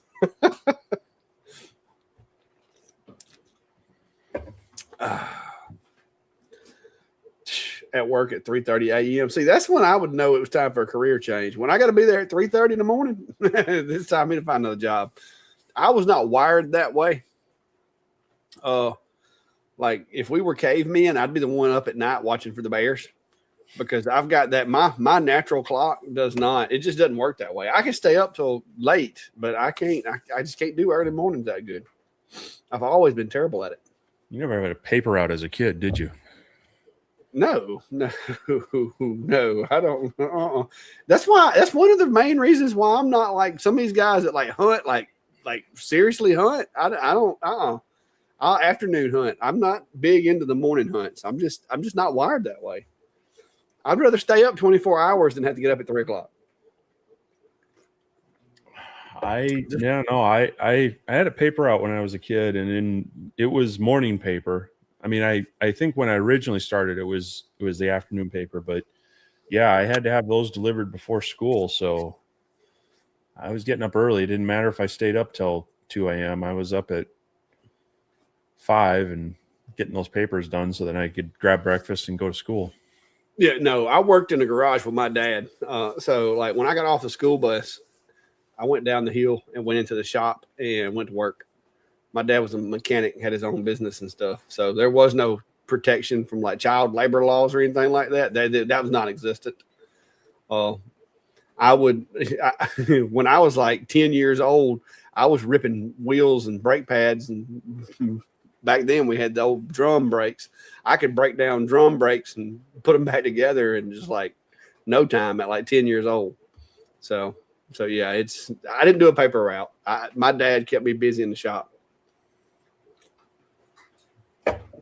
I did have some people down the street that I cut their grass for them. They were elderly people that owned a restaurant in town. And so they paid me to cut their grass.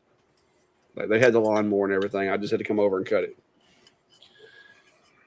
Rob, all I got to say is I too like to live dangerously while I'm on vacation. Hey, our Waffle House is getting remodeled and we got a new one up in the middle of town. It's brand new. They just opened it like last month.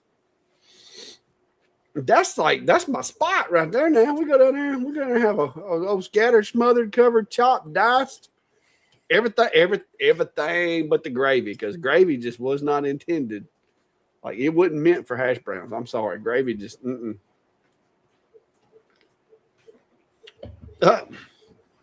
Sup, Cody? Cody's in the house.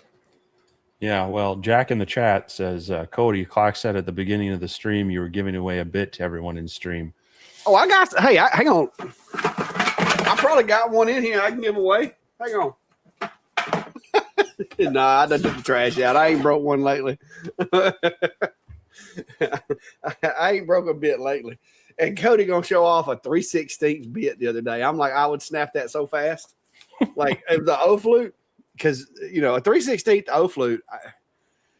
I don't know what they cutting with it, but it's got to be some pretty sharp corners to be needing a 3/16. Yeah, needing some tight detail on it. It can't be a very hard material, or either you have to be real careful with your speeds and feeds. Because you talking about snapping, because it's a 3/16 bit, but a O flute, the way the geometry on the bit is, that means that it's probably only like a 16th and a half thick for the most part, because the flute runs up through there. It's got to be at least a half the diameter. I would imagine close to half the diameter of the bit. So yeah, I would snap that. I don't even know if I could get that chucked in good. So I broke it setting to 0.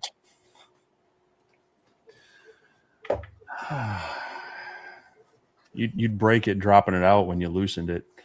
I can't say that I haven't done that. I learned that one the hard way. Carbide drops from about 5 feet. If it hits the concrete just right, pieces will come off of it. Well, with any luck in the near future, I'll be putting some of Cody's bits through some workout. So, yeah, I've been working on pretty hard, but I'm having to take a break from CNC projects right now to finish up on this. And now, and then I got that little guy that I got to do, which so far for a small machine, not bad. So we'll see. Yeah, I've barely fired mine up. I got going on some other things this weekend, trying to get caught up on stuff. As a matter of fact, maybe I can share a picture. Oh, speaking of which, bloop. That was Did you one pick of the that up honeydew. at IKEA? No, this is made from 5 cedar or 4.5 cedar pickets. And Sweet. and there you go. It's got a tomato plant in it. And look at that. You got your old moisture gauge being used. Look at you. I got to maybe set up the hub or whatever with it, but it's manually monitoring this stuff. You got your sprinkler set back there. You can rapid deploy. Yeah. So, but yeah, no, I've been trying to catch up on some of the other projects, and also now is like a really good time, at least up here, for buying plants, because all the temporary greenhouses, they're like, all right, they're starting to blow them out. Get them gone before nobody's buying them. Yeah, they're all like at 25-30% off. So we went and bought some flowers. We bought some. I meant to just get one tomato plant for this project, because my mom and I used to plant. We had a garden. We'd have cucumbers and tomatoes. We even had strawberry patches and things like that. And we haven't done that in a number of years. And I thought, hey, make it easier and just do the raised bucket, the 5-gallon bucket, but make it look pretty. So that's what that project was. So I'll have a video out on that at some point. And I even used the alien cell to add a little bit of flair there with the engravings. But I'll have a video on the build on this channel, and maybe a quick video on the planting and the tech install over on the outdoor channel. So sweet. In other news, after you told me that you got your Omni X working, I got mine down. I brought it and put it back here on the table. My Omni 1 is up in the attic because limited space. But that's paper, but you can see it worked. And then I did this 10-watt UV, which I was a little surprised at how dark it engraved, but I did several passes. Do what? They call it a 12-watt. Well, yeah, it's 12-watt. The book when I got mine, it said 10. They changed it to 12 on their website, but mine said 10. So I'm having to relearn it. But so far, it seems to be working. I did do the other night. Also, you can see I got the little jig set in there. I had an order for peach jam that I had to do to where I had to take these. I took these acrylic. I cut some out, some red acrylic, basically like circles with a hole in them to mount them.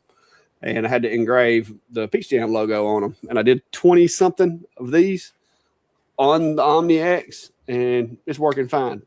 So far, so good with the Omni X. Now, that's using their software. I played around in Lightburn, but I'm going to have to recalibrate, do my lens calibration in Lightburn or something, because like I was getting way like what we had the problem before, to where I'd put a 50 millimeter shape in there and it'd be 100 millimeters. I'm having that problem still in Lightburn, but with their software, it was like best I can measure. I'm within, like on a 100 millimeter shape, I'm within at least like a 0.5 millimeter of actual design size and burn size, and that's assuming that I'm measuring correctly, because I think there's a margin of error there. With that. So getting some acceptable results with that. And I'm happy that it's back working. It's still not quiet, but No. then I redesigned. I made myself a green and black to match the machine lens cover with my new design that I came up with. It's got the slots and stuff, so it goes on and off. Yeah, so yeah, got her up and going. It's doing a good job so far. The fans are still loud. They did not do anything to make the fans quieter. Jack said, not green. It just matches the machine. That was what I was going for. It's black and green, so, lens cover's black and green. Yeah, I think on the production ones, didn't they put like a PID temperature thing to adjust the fans or something like that? I think it's got a thermocouple or thermal regulated fans or whatever. Yeah, I was running mine the other day trying to figure out some stuff to do with it, and I was trying to do like the embossing thing with some wood, which it's got to run for a while on that number of passes. And the noise was just those fans on that thing, just they're ripping. So it was. I need to bring my ISO-tune headphones into it with that. Don't have to listen to it. Let's see how bad I screwed it up this time. This one right here is on there, bro. I'm going to have to pop this off before I don't drop my router. This one right here. Make sure you use 230 pounds of force. This one right here is on there. There we go. It popped off. But yeah, let's see if it works. Oh.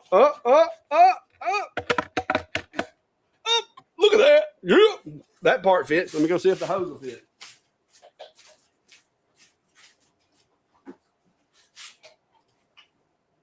There you go.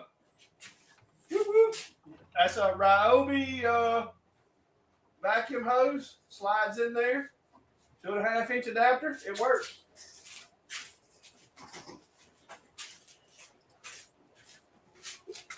All right, bingo. Got it good. So that works. So if somebody does download my file and they have a 2.5-inch hose, let me show you.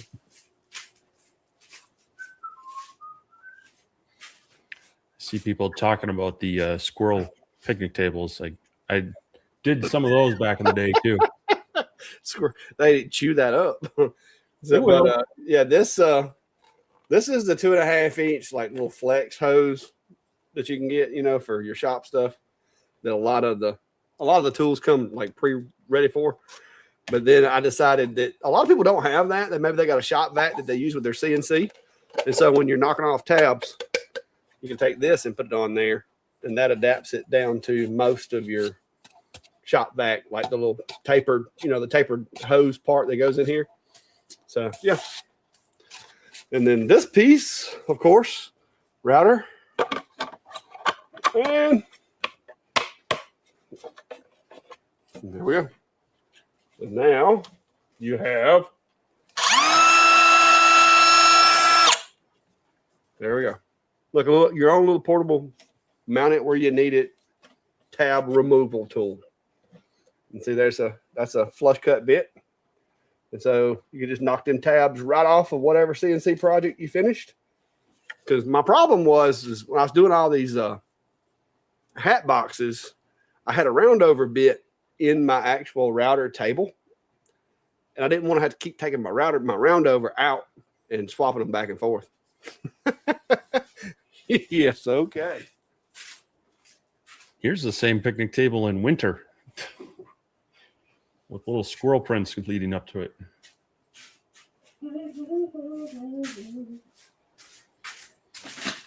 Yeah, a lot of people will make those and then they'll stick like an ear of corn on it or something. All right, this is going. I hate to do it, but this one has no need for this. This is just going to confuse me.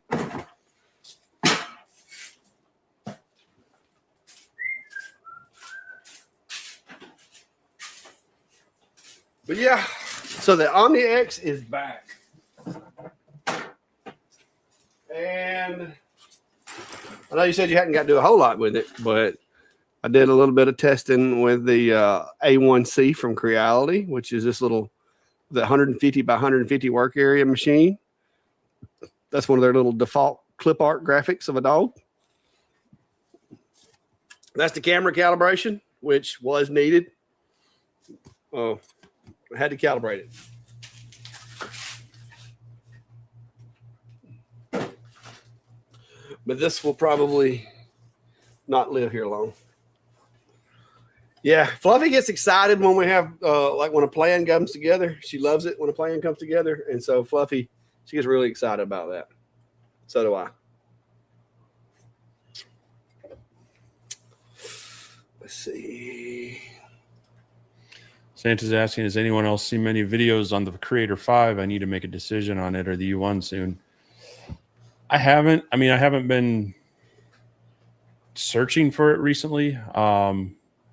They had reached out and inquired about it, and I replied, and then they never replied back. So I figured they weren't interested. So still keeping an eye on it to see if there's some videos from some of the, the common people out there, but would like to see it in the hands of, average Joes as well. So, but yeah, maybe, like I said, this fall, I'd like to maybe have one in the stable to play with, or at least going into winter, that or the U1 or someone else's version of a multi-tool head one. Yeah, I've got this one. The X2D has got the little side tower or the side nozzle, and I've used it to do like support materials and stuff like that. But it's still, you still got to do the prime tower, which I might could get away with not doing a prime tower. I would think, since it's got 2 nozzles, but it keeps telling me it recommends it. So I've used it, but I try to reserve that for like those times where I know that the supports are going to cause an issue with the print, and I need because the support material gives you the ability to do a lot cleaner, a lot smoother supports than what you can do with just using the same material. And so I've tried to been balancing it to, okay, this job is not really going to matter. And then like if this one, if it does matter, then I can do it, because you're still like, especially if it's a tall print, that prime tower is going to be pretty big, because it's going to run that prime tower all the way up to the last filament change. So if you've got, supports running all the way to the top, now you've got a 8-inch prime tower sitting over in there, just taking up filament. So it has its benefits, but I'm quickly learning that sometimes it's better to just run it with one single color. So, but I am liking the fact that I can print like all these ABS and everything and not have any warping with the X2D. Yep. Mark is asking, what's the best laser machine to get for batching out leatherette hat patches? I guess it depends on if you need to, if you're cutting and engraving from a large sheet, or if you're getting the pre-cut patches. It'd be a little bit different. If you need to cut them out, I still prefer to do those on a gantry machine rather than a galvo. But if you're doing just individual patches that are pre-cut, you make a template and a jig. It's pretty quick to just do that quick engraving on a little galvo one, like the F1, F2, or even the the GWE or G whatever it is. G-Wake. The Adam Stack Atelier, any one of those that has like the We Create Lumos, any one of those galvo ones would do the actual engraving quick, but I still prefer a gantry machine with a little air assist for cutting them out. Yeah, and I'll be honest with you, if you're doing the leatherette or the Lone Star acrylics, the blue lasers, the blue does a really good job on a lot of the leatherette that's made for engraving. And the acrylics, the blue, most of the time, from my experience, the blue does a faster, better job than the IR side of things. Because I tried using the IR with some Lone Star, and it didn't do as good as the blue laser on the machine. So, well, look there. All right, we appreciate you. We appreciate you. I think maybe you stretching it a little bit, but we do appreciate you. Looking forward to the show. Thank you, sir.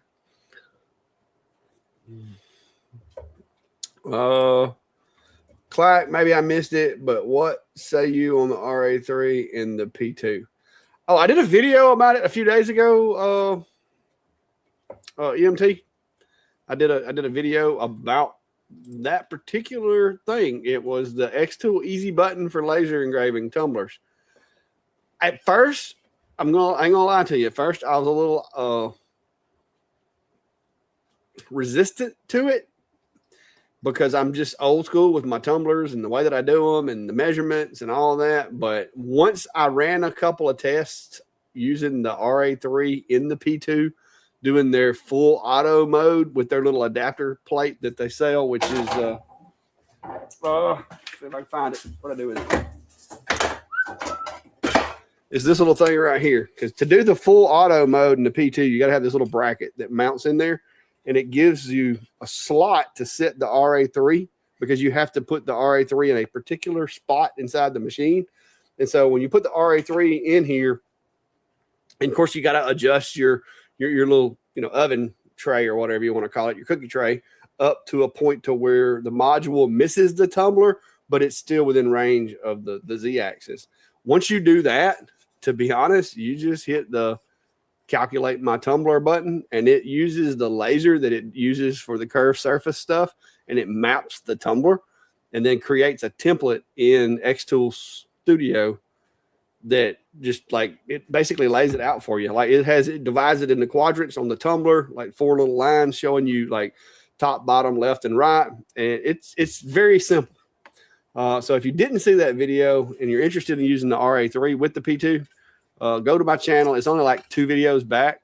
And I think one of them is it's 2 videos back, and you can check that out. But I like it. The only complaint, if I got to be nitpicky, the setup was simple.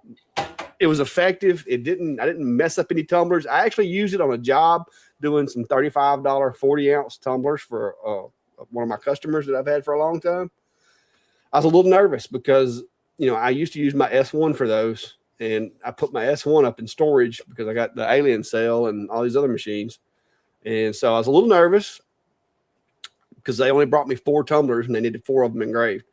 But I was able to do that job. I did all 4 tumblers. They came out great. No issues, no complaints, and no mess ups. So to me, that's a win. If I can do a 4 tumbler job with only 4 tumblers and not have to go back and apologize to the customer, that's good. It did a great job, and I was happy with it.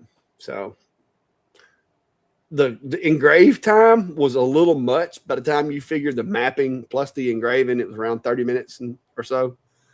It wasn't fast, but it was effective. So I'd have to say that's worth something. The fact that it's so easy and not having to worry about, did I measure it correctly, or do I need to measure at the top or at the bottom or in the middle? I mean, it took a lot of the guesswork out of it. So that was pretty cool, but it was still it was a lot slower than what some of the other machines would have been doing that same tumbler. But you pay for that simplicity, in my opinion. And that, like we talked about earlier, Xtool will hold your hand and walk you to the door. Like they're good about that. So, yep. Rob says that you're a little quiet tonight. I think that's just because I'm talking so much, Rob.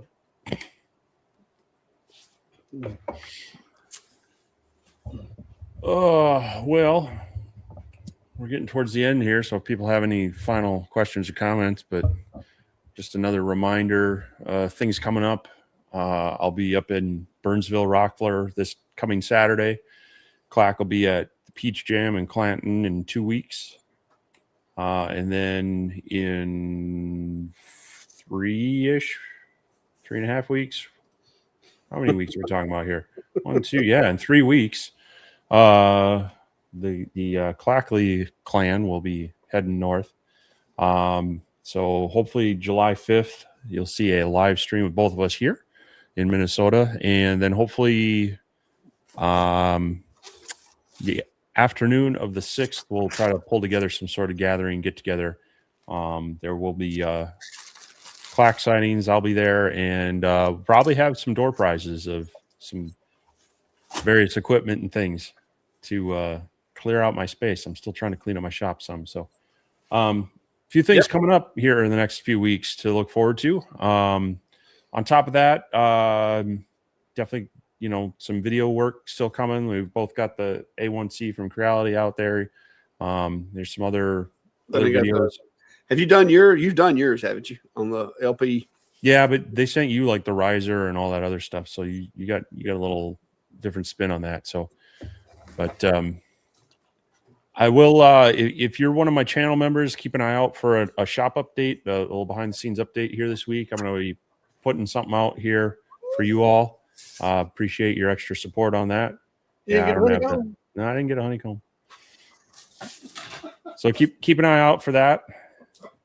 And yeah. Other than that, hopefully everybody's having a successful summer, getting out there to various events and things, or just enjoying having their lasers and CNCs and 3D printers. It's always fun. Ooh, catch something up over here messing around with that. Trying to put the honeycomb in without standing up. But yeah, that's about it, guys. I mean, we got, like I said, a lot of events coming up. And then, of course, later on, we'll be at the Next Level event in Texas coming up end of August. Yeah, end of August. So we got lots of things in the works. So a lot of fun stuff. And somebody said that there will be Clack Shack stickers all over Steve's shop. And yes, this is true. Revenge and payback is such a sweet, sweet thing. I promise you, if I get the moment, that there will be some to be found everywhere. I've already heard that he doesn't have a lot of time, so I don't know. Yeah, but I'm gonna have helpers. I'm gonna be like Brandy. They're gonna be off. They're gonna be off checking out the bison. Yeah. But anyway, that's about all I've got too. If you haven't went and checked it out, I see a lot of you guys asking about the videos and stuff. I did do a video over on the Clankley's channel. I did a collab with the Clack Shack, of course, about, camera gear. And, people keep asking me, hey, what do I need to get started? What would you recommend? What are the pros and cons and all this stuff? And camera gear and my thoughts on that have evolved a lot since I first started doing this back in 2021. And it's like I've come full circle. I started with a phone and a tablet, and I've come full circle back to phones. So, so there we are. But y'all go check that video out if you want. And didn't you put one out a week or so ago over on Ventori Outdoors? And if you haven't found Steve's channel, Ventori Outdoors, y'all go ahead, give him a thumbs up, give him a follow. I'm trying to find a shortcut. I put a short out, I don't know, maybe 10 days ago or so. I ran out to the local state park for lunch and enjoyed that. But yeah, it's a mixture of timing and weather to be able to get out and do some of these things. But hopefully there'll be some more legit camping stuff going on here in the near future. Also been getting out on the bike a little bit, so gonna hopefully share some of that. There'll be a little bit of garden stuff here. So yeah, want to see some of the behind the scenes of my life outdoors outside the workshop. Love to have you over there as well. So there'll be some crossover stuff too. Like I said, yeah. I did that planter, and then I'm gonna actually do more like the planting and the outdoor yard work with it on the other channel. So yeah, try to keep them a little more focused on their own things. I see Santa and Tim Arthur in the comments talking about wanting to do some streaming or whatever. Like I said, guys, if you go watch that other video that I published about cameras, a lot of folks were asking me about streaming setups and so forth. So that is on my agenda for this week, is to try to get a quick video out on how to use it, like basic setup with some of the different cameras that I have and so forth. So if you haven't been watching that channel, stay tuned, because I'm going to use this setup that I use every Sunday night and have for the past 3 years. 180, what we at? 185? Ain't this 185 episode? Yep. So a little over 3 years. Woof. Eesh. We're getting old, Steve. Quick. I'm just trying to think where does that? So that's 15 weeks out from 200. Yeah. So We're that'll be sometime this fall. Yeah, something like that. Mm. Yeah, wouldn't it be odd if it fell like the week that we're out in Texas? I don't know that that's possible, but I mean, stranger things have happened. So yeah, we're at like 185, I think. Divide that by, yeah, it's like 3.5 years. So about 5, 6, 7 months from now. Looks like the end of September, the 27th. That should be number 200. Well, I will say this. I know there's some people that say they have the number one, live or whatever for lasering and stuff, but there's not very many laser maker lives that I know of that can say they outlasted us without missing a show. Because so far, it's been every Sunday. Knock on wood. There's been a couple of times that Steve was in the chat and was like pixelated and looked like Gumby because he was streaming on 2G, but so far we haven't missed a Sunday. Hey, I've been told I can add Starlink to my phone for $10 a month. I can text from satellite, but I don't know. I think this is a little more than that because I have that option, but they say they'll for $10 a month. But I don't think it's like the full Starlink coverage. So. No, you probably get like dee, dee, dee, dee, dee, dee. It'd be like some dial up.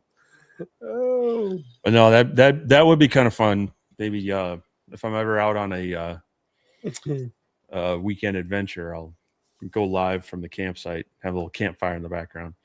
Yeah. Rob said Hobo may have us on video links. Oh, I don't doubt that. Hobo stays live for like 4 or 5 hours at a time sometime. Yeah, that's not a title I'm trying to get there. But 24-hour New Year stream. No, I'm good. But anyway, y'all have a good one. We're gonna get out of here and we'll see you guys next Sunday because it's been 2 hours and 15 minutes almost. Yep. Next week. Maybe I'll see some of you Saturday before. Yeah, go check him out at the whatever thing. You gonna put a post out about it or something? You already have, haven't you? Yeah, there's a post on my Facebook. I'll maybe put one out on YouTube this week on a community post. But yeah, I'll definitely follow up another one on Facebook as well. Yep. So, and then also we'll coordinate. We'll get a sign up for the Minnesota meetup as well, so we can figure out see how many people are coming and where we can meet up. It'll be a little weather dependent. There's a couple of nice outdoor places if the weather's nice, I'd love to do, but we'll try to have a backup plan if the weather's not great. Yep. Well, y'all have a good one. See you guys. Getcha.